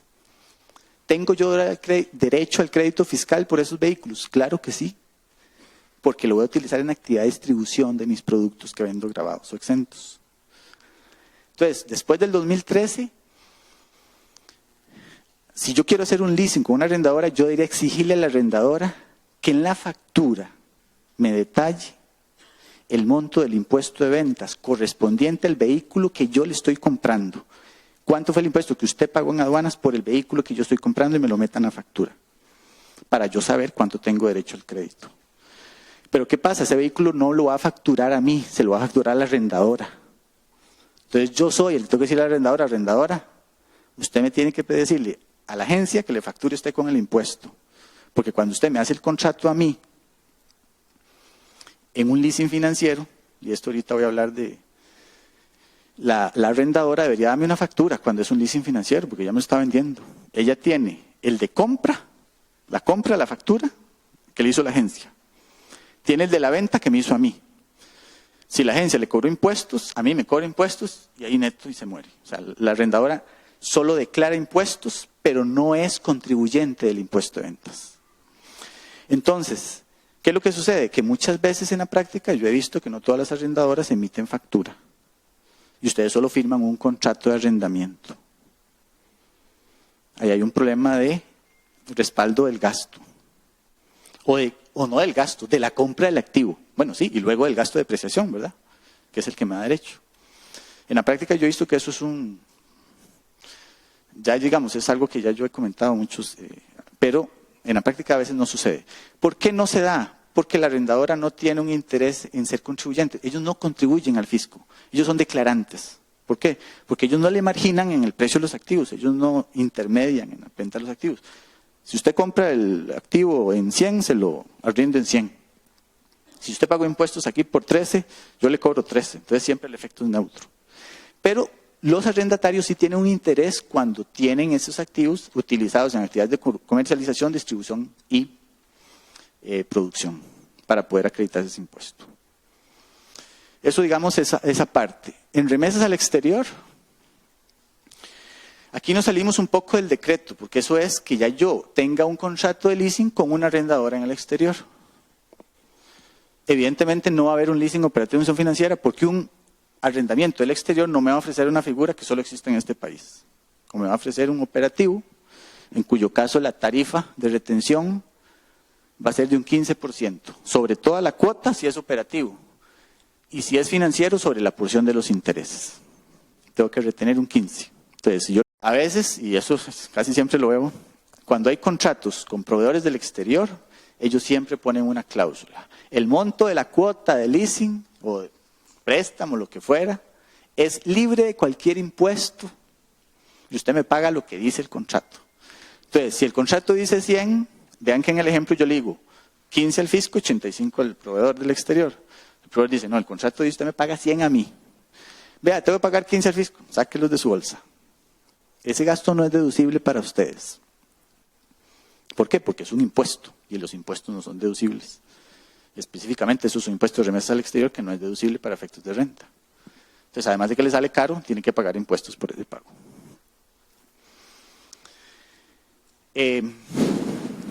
Todavía me queda tiempo. Voy a presentarles el ejemplo que traigo. Voy a tratar de ir rápido porque son varios, pero vamos a poner un ejemplo de un activo que vale $25,000. Me piden una prima opción de compra de 20% y tengo un monto a financiar de $20,000. Esto está anualizado. Yo sé que las cuotas son mensuales, pero para efectos académicos esto lo hago simple, anual. Hago el contrato a 4 años, diga que la tasa implícita es un 9%. Aquí está la cuota sin seguro más el seguro. El seguro son 1,200, la cuota total da 7,000 con seguro. Aquí está cómo se amortiza y cuáles son los intereses. ¿Estamos claros? Es una tabla de amortización pura y simple. Este ejemplo lo voy a usar para las 3 figuras, con los mismos datos, para que ustedes vean la diferencia. Entonces, ese activo se va a depreciar. Vean que en este caso, vean lo que les decía ahora. Aquí está depreciado el valor del 100% en el ejemplo. Aquí está en línea recta, 2.500 para efectos académicos. Suma de dígitos, que es el otro método autorizado, generalmente se deprecia más al inicio y menos al final, pero siempre termina valor en libro cero. ¿Qué nos interesa aquí? Ver el valor en libros al final del plazo del contrato. 15,000 si es línea recta y 9,545 si es suma de dígitos. Eso es lo que me interesa. ¿Por qué? Porque esa es la fecha en que el contrato va a finalizar. Recuerden que era 4 años. Entonces, esta es la misma tabla. Vean que el monto financiar van a ser 20,000, se van a amortizar en 4 años. Estos son los intereses. Aquí está el detalle de la sumatoria de la amortización, los 20, el total de intereses que voy a pagar, el total de seguro y aquí está la cuota por año o por mes, lo que fuera.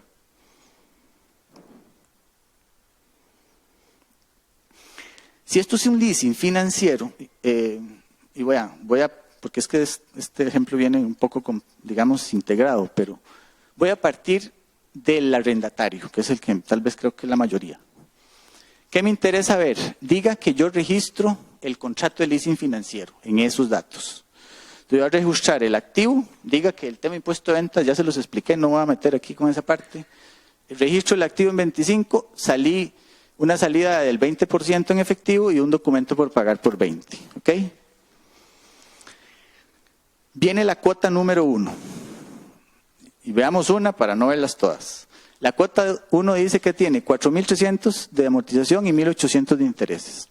¿Eso qué quiere decir? Que yo voy a registrar, amortizo 4,300, intereses 1,800, el seguro y la cuota de 7,000. Eso lo voy a hacer todos los pagos, normal. El otro registro fijo es la depreciación. Diga que gasto contra la depreciación 2,500. Pues viene la cuota 2, la depreciación 2, la cuota 3, el año 3, y yo voy a terminar debiendo 0 al final del año. Se acabó. Es un activo comprado, financiado a plazo. Ahí no hay nada que...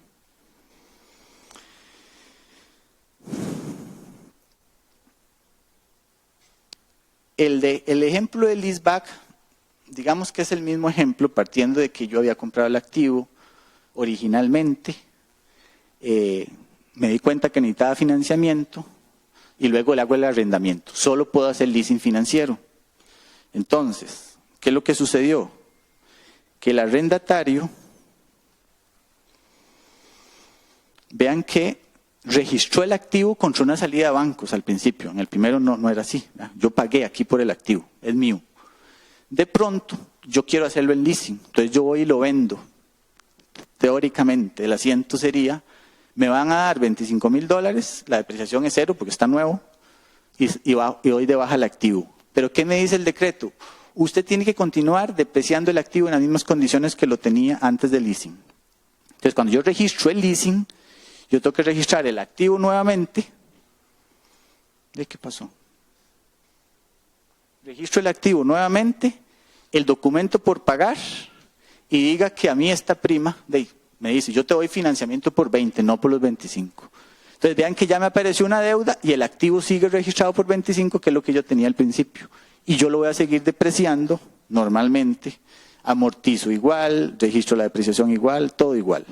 ¿Qué es lo que sucedió? Que esta venta, este registro de esta compra, esta venta realmente nunca se dio. Esta venta de salida de este activo. Porque yo lo registré, lo saqué y tuve que volverlo a meter. Es como si nunca lo hubiera hecho. Registré un financiamiento.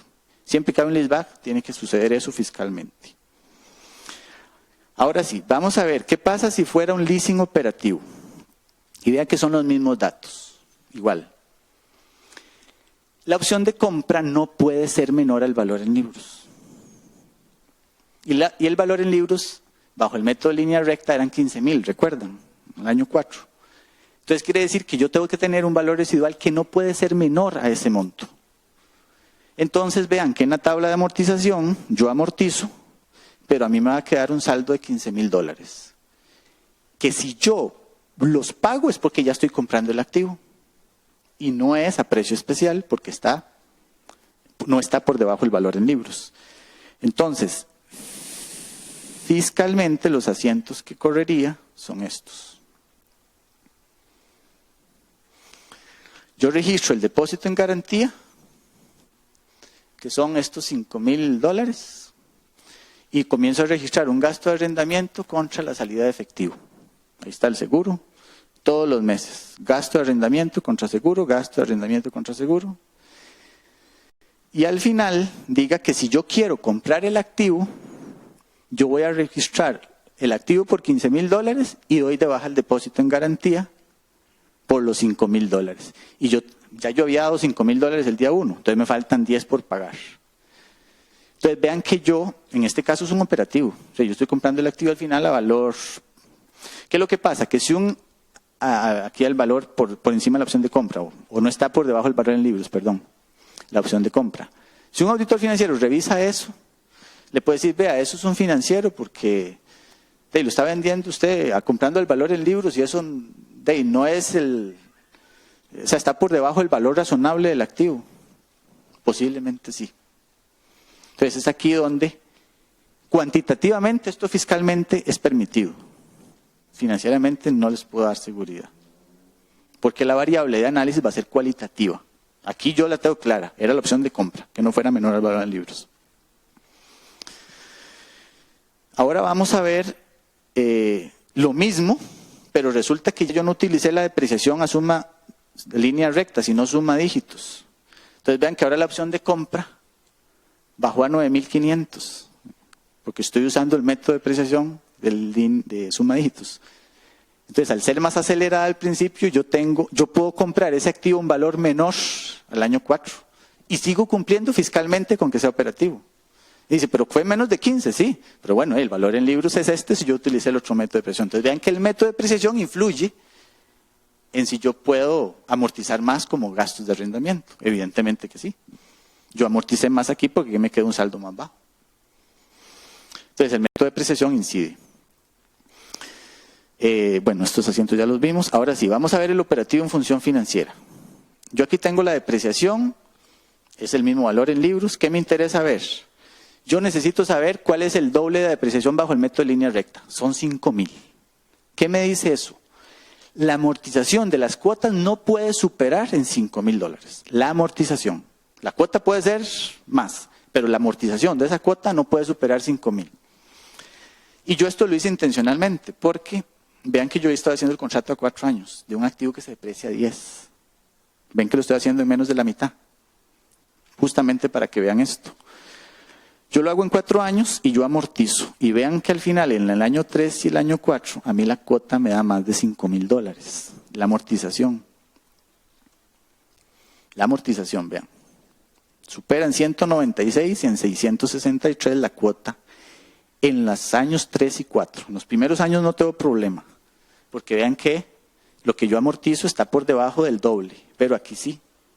¿Qué significa eso? Que yo en el año 3 y 4 puedo pasar por gasto estos intereses y de esta parte solo $5,000. Me van a quedar 196 que no puedo pasar por gasto en ese periodo. Y en el año 4 no puedo pasar esto en ese periodo.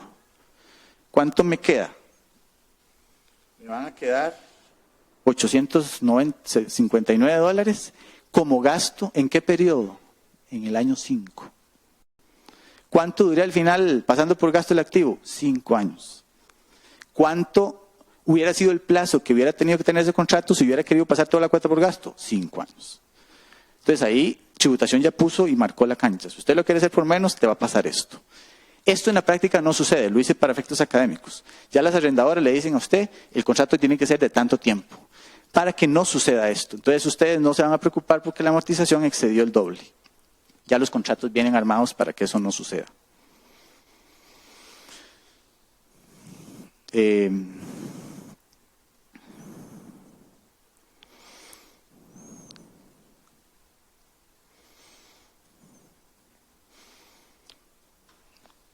Vean si yo hago eso en 5 años. Ven que en ningún caso la amortización supera $5,000. Pasa sin novedad. Pues, al final tardé siempre 5 años, que es lo que tributación me dice. Usted no puede hacerlo en menos de 5 años. Esa es la limitación que se puso en esta figura de leasing.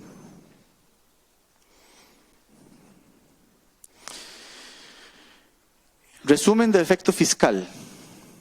Ustedes pueden ver aquí, desde el punto de vista fiscal, el escudo que se genera en cada figura. Vean que es el mismo ejemplo con los mismos datos, solo que hay limitaciones en uno y otro. Yo en el arrendamiento financiero paso por gastos $19,000, de los cuales estos son intereses, estos depreciación y esto es seguro. Me genera un escudo de 5,800. En el leaseback tiene que ser igual, ¿okay? Son financieros. En el operativo yo tengo un escudo menor, evidentemente. No puede ser mayor, porque yo en el operativo se supone que yo no estoy amortizando el valor del activo. Es más, debería ser un derecho de uso del activo. Pero bueno, en el fondo, si lo viéramos numéricamente, diga que yo solo amorticé de $16,000 y estoy al filo, apenas al valor en libros. Puede ser más, la opción de compra puede estar por encima del valor en libros. Quiere decir que yo me financié menos, tuve menos gasto y esto va a disminuirse entonces. Entonces, el escudo fiscal de un operativo va a ser siempre menor. ¿Por qué? Porque yo no voy a poder amortizar el valor del activo. O sea, en un operativo yo pago el derecho de uso. Si quiero comprar el activo, tengo que desembolsar al final. Y en el operativo de función financiera, vea que es el mayor de todos. Es claramente que sí. ¿Por qué? Porque yo estoy en una combinación donde me dejan pasar por gasto todo, dándole el tratamiento financiero. Y evidentemente aquí tengo toda la cuota, incluyendo los 859, que eran aquellos, ¿verdad?, el año 4. El escudo es mucho mayor. Entonces sí hay un beneficio fiscal indudablemente en esa figura, que es permitida. ¿Qué implica? Que financieramente tengo que tener un registro que tiene un tratamiento contable distinto, me obliga a llevar una conciliación fiscal, si no lo hago me hacen una nota en los estados financieros, me pueden reclasificar. Y eso es lo que a veces sucede, que una vez en la contabilidad registramos esto con el asiento fiscal, ese que les enseñé, que no es el asiento del leasing operación financiera, contable es el del financiero, el fiscal es el del operativo, que son los dos ejemplos que vimos. Y me obliga a llevar ese control adicional. En flujo de caja, si a mí me dicen, bueno, evidentemente, el que me genera menos escudo fiscal es el que me beneficia más en flujo de caja. Evidentemente, porque yo amortizo menos, pero bueno, si yo lo que tengo es un problema de flujo de caja, bueno, voy a tener que escoger el operativo, pero no es el fiscalmente más eficiente. En este, vean que yo aquí desembolso la misma cantidad de dinero, pero en este tengo el más beneficio fiscal del otro lado. Pues por todo lado, digamos que siempre el operativo financiero tiene ese. Entonces, en la conciliación, perdón, ¿esto qué es? Bueno, si yo hubiera utilizado suma de dígitos, estos son los efectos en impuestos, en ahorro. Vean que el gasto aumenta. por depreciación, obviamente, porque la suma de dígitos es más acelerada al principio. Pero ya que operativo de función financiera, yo digo aquí no aplica. ¿Por qué? Porque la referencia para reconocer el gasto en el operativo de función financiera tiene que ser método línea recta, no suma de dígitos. Por eso lo puse ahí.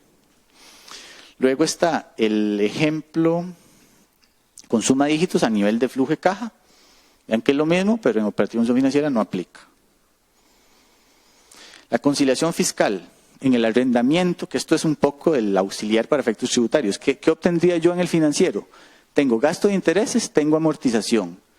En el operativo en función financiera, diga que no tengo intereses, no tengo amortización. Lo que tengo es un gasto de arrendamiento, que es esto. ¿Ok? Entonces yo sustituyo estos dos por la cuota. Aquí el seguro es el mismo. Aquí yo tengo depreciación porque yo compré el activo y lo deprecio. Aquí no, porque yo tengo un leasing, el que lo deprecia es el arrendador. Entonces vean que aquí están los ajustes. Entonces estas diferencias son las que yo saco. ¿Cuál es la que me falta aquí? El diferencial cambiario de la deuda que me genera este gasto y el diferencial del depósito de garantía que tengo aquí, que aquí es prima. Que aquí no lo tengo porque esto está en dólares y se me ponen a hacerlo en colones y convertir tipo de cambio, aquí me dan las 12 de la noche. Pero este es el comparativo de los ajustes que yo tengo que ver cuando hago la conciliación fiscal para el cálculo del impuesto a las utilidades.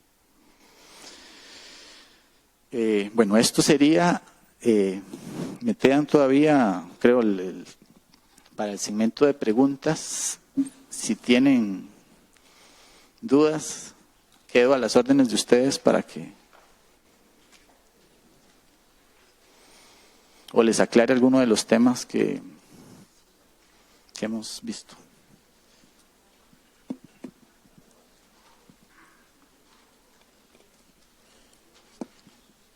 Creo que aquí el caballero tiene una pregunta.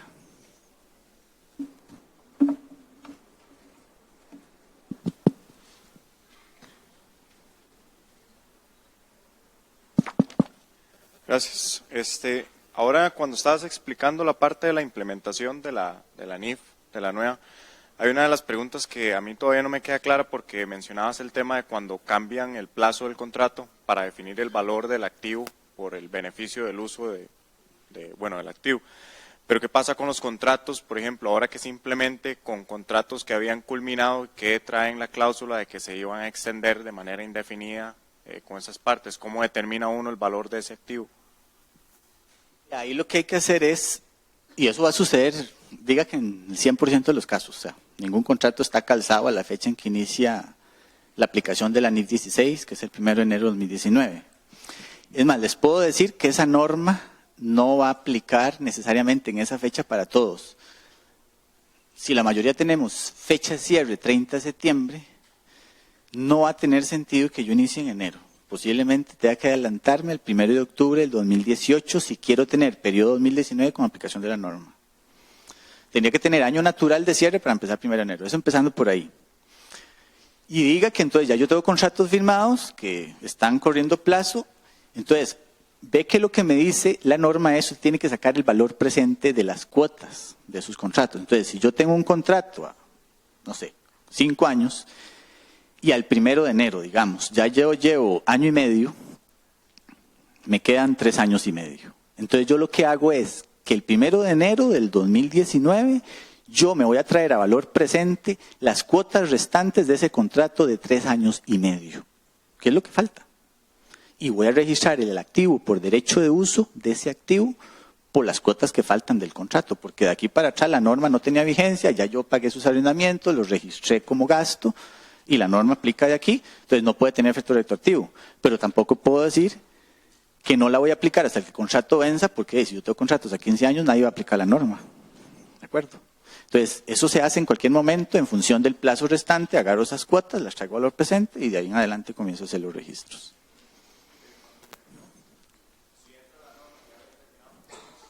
Ah, no. Si el contrato termina el 31 de diciembre del 2018. Ah, no, vamos a ver. Entonces ahí entramos al tema, porque eso es otro tema. Que alguien me puede decir, no, yo voy a hacer contratos a 1 año. Y le voy a decir, plazo 1 año. Pero es renovable constante. periódicamente por años, y casi muchos dicen eso. Entonces, usted lo que me quiere decir es que si yo lo renuevo y no hay un plazo definido, bueno, en esos casos, digamos, cuando son arrendamientos de inmuebles, generalmente, o sea, si hay un plazo establecido.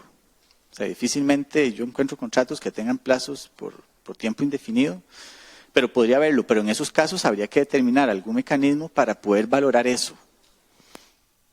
Porque tener un contrato abierto en cuanto a plazo, tal vez yo pensaría que no es tan normal, tan común que se pueda encontrar. Casi muchos tienen prórrogas automáticas, pero se definen. Es un contrato a 3 años, prorrogable automáticamente por periodos de 3 años. Entonces ahí sí hay un plazo definido. Pero digamos que el contrato nace hoy sin decirle qué plazo tiene. Yo pienso que hay pocos contratos en esas condiciones que sí te diría que habría que analizar cómo valorarlo. Pero generalmente, si tiene prórrogas, el auditor financiero le va a decir, no, eso hay que meterlo en deuda en función de que esto es un contrato de largo plazo. Porque si no, sería muy fácil que todo el mundo haga contratos a 1 año, se ampara en esto, pero cuando el auditor te llega a posteriori le dice, mira, allá era 1 año, pero vos seguís pagando los arrendamientos al mismo proveedor, dueño del activo. Entonces, en la realidad económica está operando distinto a lo que dice el contrato. Debido a que, bueno, somos bastantes, les voy a solicitar que vamos a seguir un orden. Entonces, tenemos una oportunidad acá. Eso sí, que sea una pregunta por participante. Entonces, que levanten la mano. Vamos a dar la participación de este lado, por favor. ¿Alguna pregunta? Que levanten la mano. Acá el señor tiene una de... bueno, don Marco. Y seguimos con... Gracias, David. Buenas noches. En cuanto a la NIF 16 nueva, que empieza a regir a partir del 1 de enero del 2019, se habló que el contrato de arrendamiento es diferente al contrato de servicios. Si el contrato de arrendamiento se ajusta para efectos tributarios, se puede sacar de conclusión que el contrato de servicios es igual o asimilable a un arrendamiento operativo.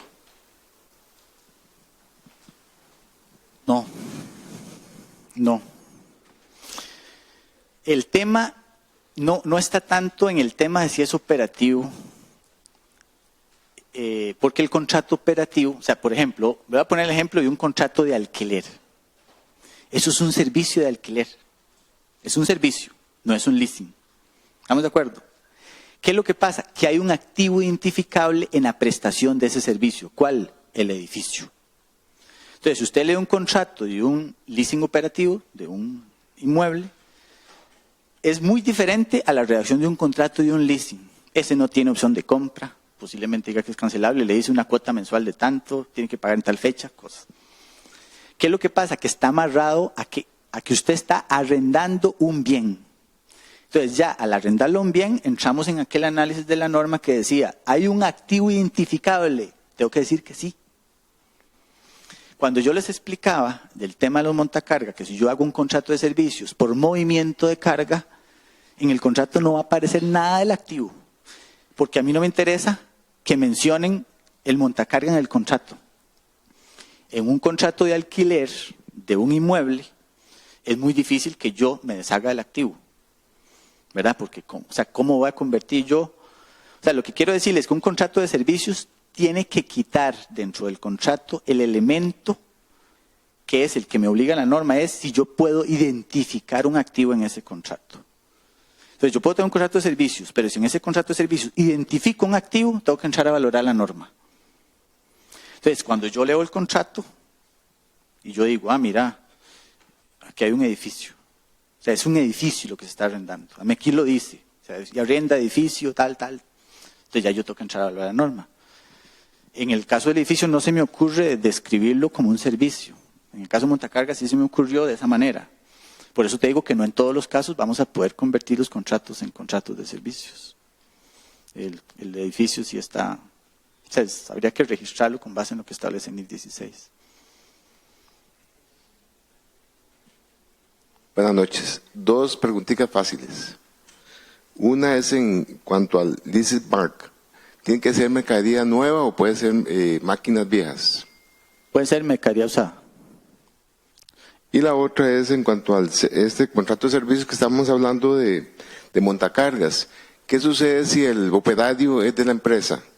O sea, el chofer de las montacargas Bueno, es que ahí yo le puedo decir que el contrato de servicios puede decir que yo contrato un servicio de movimiento de carga, ¿verdad? Y que puede decir que ese servicio incluye operario o sin operario. La cuota es con operario tanto y sin operario tanto. Entonces pasa aquí, digamos, inadvertido el tema de si es empleado mío o no. Entonces, me parece que es un tema que se puede resolver de esa manera. Pero vea que el tema del activo siempre lo dejo por aparte. Tengo que buscar una manera, y aquí los abogados es donde tendrían que ponerse muy creativos. Digamos, yo aquí estoy tratando de darles ejemplos que nosotros hemos pensado, digamos, en cómo tendría uno que cambiar un contrato, era para que alguien que lo lea, que no sepa, dice, mira, si esto es un contrato de servicio, o sea, no le entra el activo por ningún lado. Habría que tener creatividad en esos temas para poder redactar esos contratos. Bueno, dos consultitas también.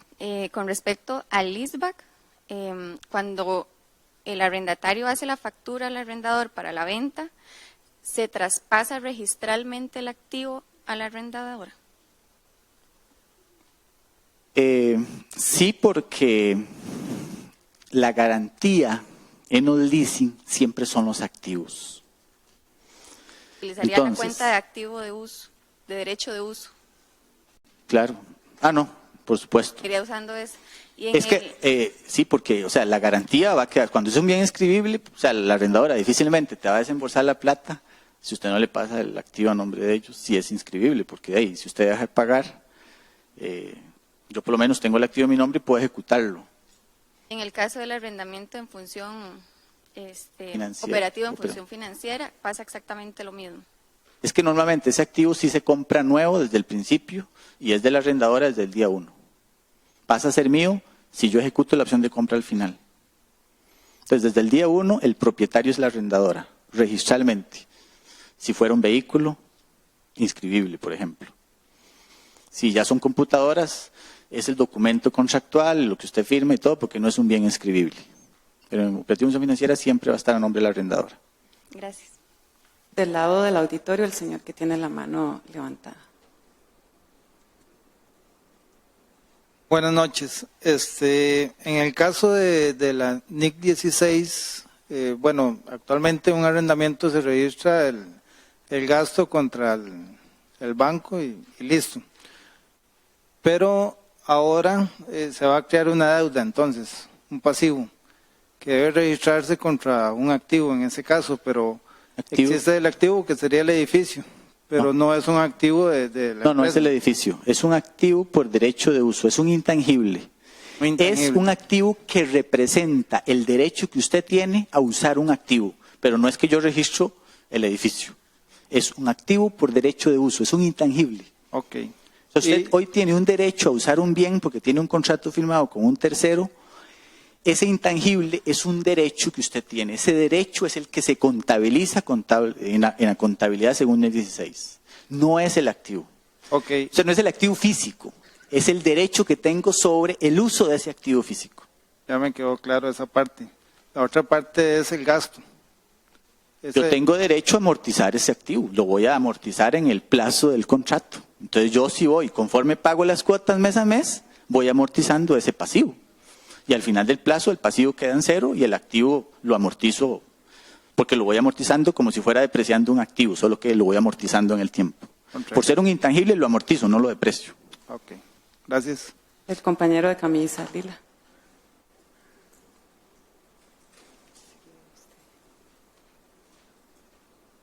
Buenas noches. Mi consulta va en relación a lo que es la excepción que menciona la norma de los activos de bajo valor, que usted hacía referencia a un valor que el IASBI comentaba de $5,000. ¿Ese valor es para un solo activo o en conjunto de todos los activos que se relacionan al arrendamiento? Hago la consulta, digamos, incluso específicamente el tema de equipo cómputo, que tal vez el equipo cómputo, una sola computadora puede costar menos de $5,000, pero ya un grupo de computadoras sí puede sobrepasar ese valor. Gracias. Eso es una muy buena pregunta. Lo que pasa es que, vea, para yo decirle que eso no tendría que haberse aplicado por la norma, tendría que decirle que casi tendría que existir un contrato por cada computadora. Porque si yo hago el contrato, y está bien, yo identifico el valor, pero generalmente esos contratos te dicen, ve, yo le alquilé a usted 100 computadoras, ¿verdad? Y el tema, cuando vamos a la realidad económica, porque uno puede decir, bueno, voy a buscar este mecanismo y hago, en vez de un contrato, hago 100 contratos. Pero, o sea, para nadie es un secreto que el auditor, cuando usted va a contabilizar 100 contratos, va a tener 100 registros de gastos de arrendamiento contra 100 salidas de pagos todos los meses. Y en la contabilidad que me va a quedar un gasto de arrendamiento por la sumatoria de los 100 contratos. Él va a ir a decir, mira, ¿qué es este gasto? Ah, es un contrato. Sí, es este, pero mira, no me pega con el registro. No, es que tengo 99 contratos más. Resulta que son con el mismo proveedor, hechos en la misma fecha, con los activos con las mismas características. Dicen, o sea, mira, no te voy a creer. Y te digo, no, esto es usted quiso hacerlo en 100 partes, pero esto es un contrato de arrendamiento que está un activo identificable, que usted va a tener que reconocerme esa deuda de la suma de los 100 activos. El caballero del centro que ha levantado la mano, usted. Bueno, muchas gracias por la actividad del día de hoy. Mi consulta va enfocada en la de NIF 16. ¿Qué pasa a nivel de un contrato típico de un inmueble en donde se estipule en el contrato algunas pautas que no le dan a usted la opción de tener el derecho del 100% del local? Por ejemplo, no le dan derecho de llave o no le permiten subarrendar.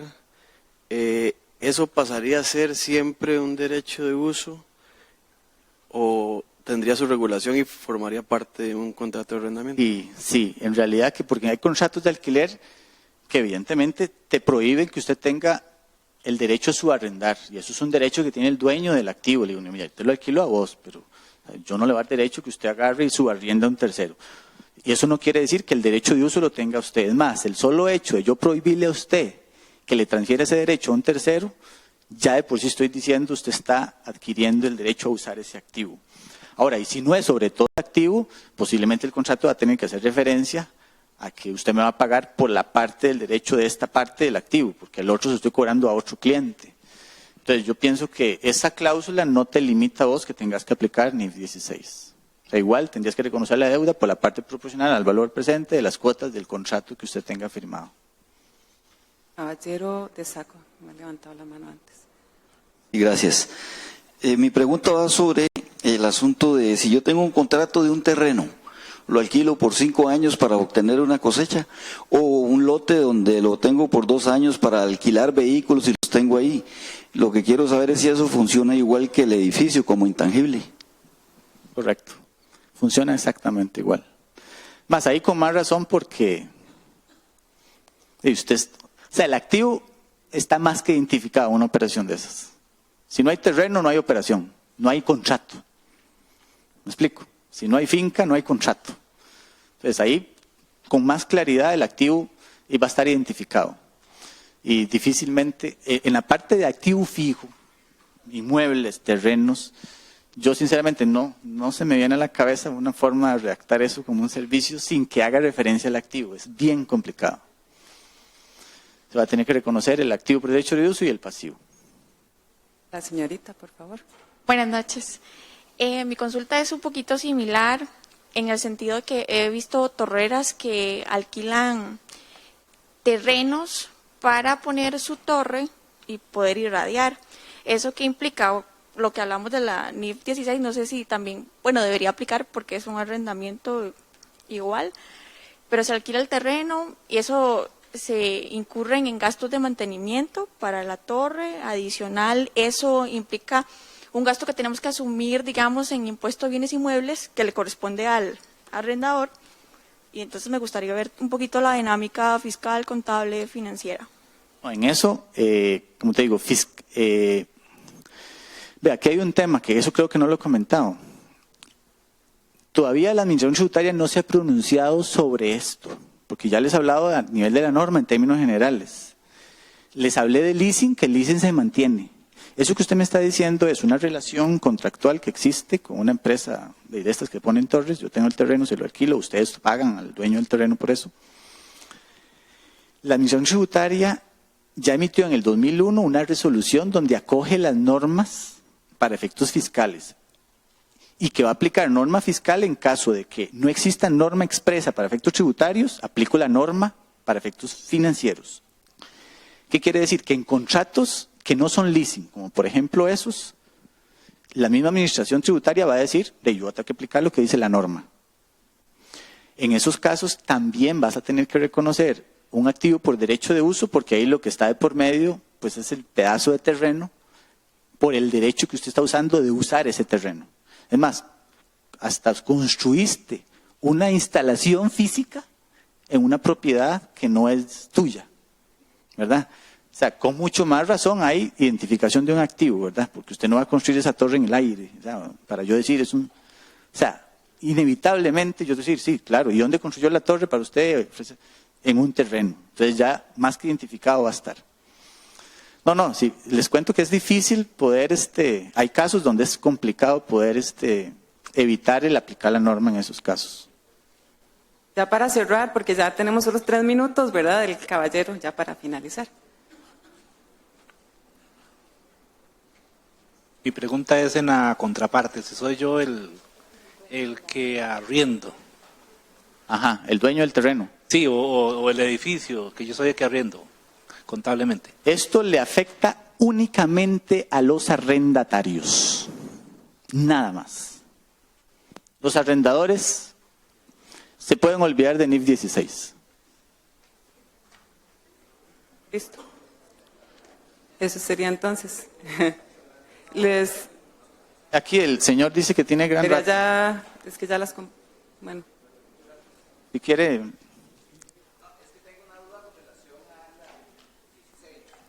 Caballero, espérese un momentito para que la compañera le lleve el micrófono, por favor. Muchas gracias por la oportunidad. Es que me queda una duda con relación a la NIF 16. Cuando se inicia el contrato, tenemos que traer los valores presentes de las mensualidades. Pero luego cuando hago la aplicación contable, ¿cómo hago para aplicar esa cuota? Porque si me traigo valor presente y registro un contrato, va a ser un valor menor con relación a las cuotas que voy a pagar durante los 3 años, por ejemplo. ¿Cómo se manejaría esa parte? Vamos a ver, efectivamente, el activo se va a reconocer a valor presente. ¿Estamos de acuerdo? La diferencia que usted va a tener entre lo que paga y lo que usted va a amortizar, eso sí se registra un gasto directamente. Porque la norma sí dice que usted va a reconocer eso al valor presente. ¿Qué es lo que se supone? Que esos contratos, o sea, yo establezco una cuota, en principio eso debería tener, o sea, que si yo un arrendamiento me dicen, bueno, el alquiler es de una cuota de $500 al mes y al año se le incrementan un X porcentaje. Entonces yo sí puedo definir en un contrato de largo plazo, definir cuál es la tasa implícita que está en esas cuotas. Entonces yo sé que la tasa está definida, la cuota en función del valor original, los $500, pero cuando a mí me hacen el aumento es porque yo sé que hay una especie de tasa implícita que incrementa la cuota que diga que es el valor de la tasa de evaluación o el índice de precios del consumidor. O sea, pueden haber diferentes índices incluidos, que es la tasa de referencia a la que yo tengo que traerme eso. Entonces, si yo sé que yo le estoy cobrando un 2% más el próximo año, yo debería traerme valor presente, esos flujos, a la misma tasa a la que usted está proyectando el incremento. Entonces, al valor presente, el contrato vale lo mismo que cuando yo le voy a pagar si yo lo descuento a la misma tasa. Eso es como que yo agarre una tabla de estas que les enseñé, que tenía una tasa del 9%, y yo la traigo a valor presente, me tiene que dar los $25,000 del activo, ¿cierto? Y yo pagué más de $25,000. ¿Por qué? Porque había una tasa implícita del 9% metida en las cuotas. Es exactamente igual. Pero efectivamente yo voy a registrar, diga que en este ejemplo yo registré el gasto de depreciación por los 25. En el caso tuyo va a ser por el valor presente del valor del activo, el derecho de uso. Y la diferencia del gasto. Muchísimas gracias. Les solicitamos, por favor, revisar sus correos electrónicos para que realicen el link, para que así podamos ser evaluados y mejorar nuestros servicios. Muchas gracias, licenciado David, por esta charla y muy buenas noches.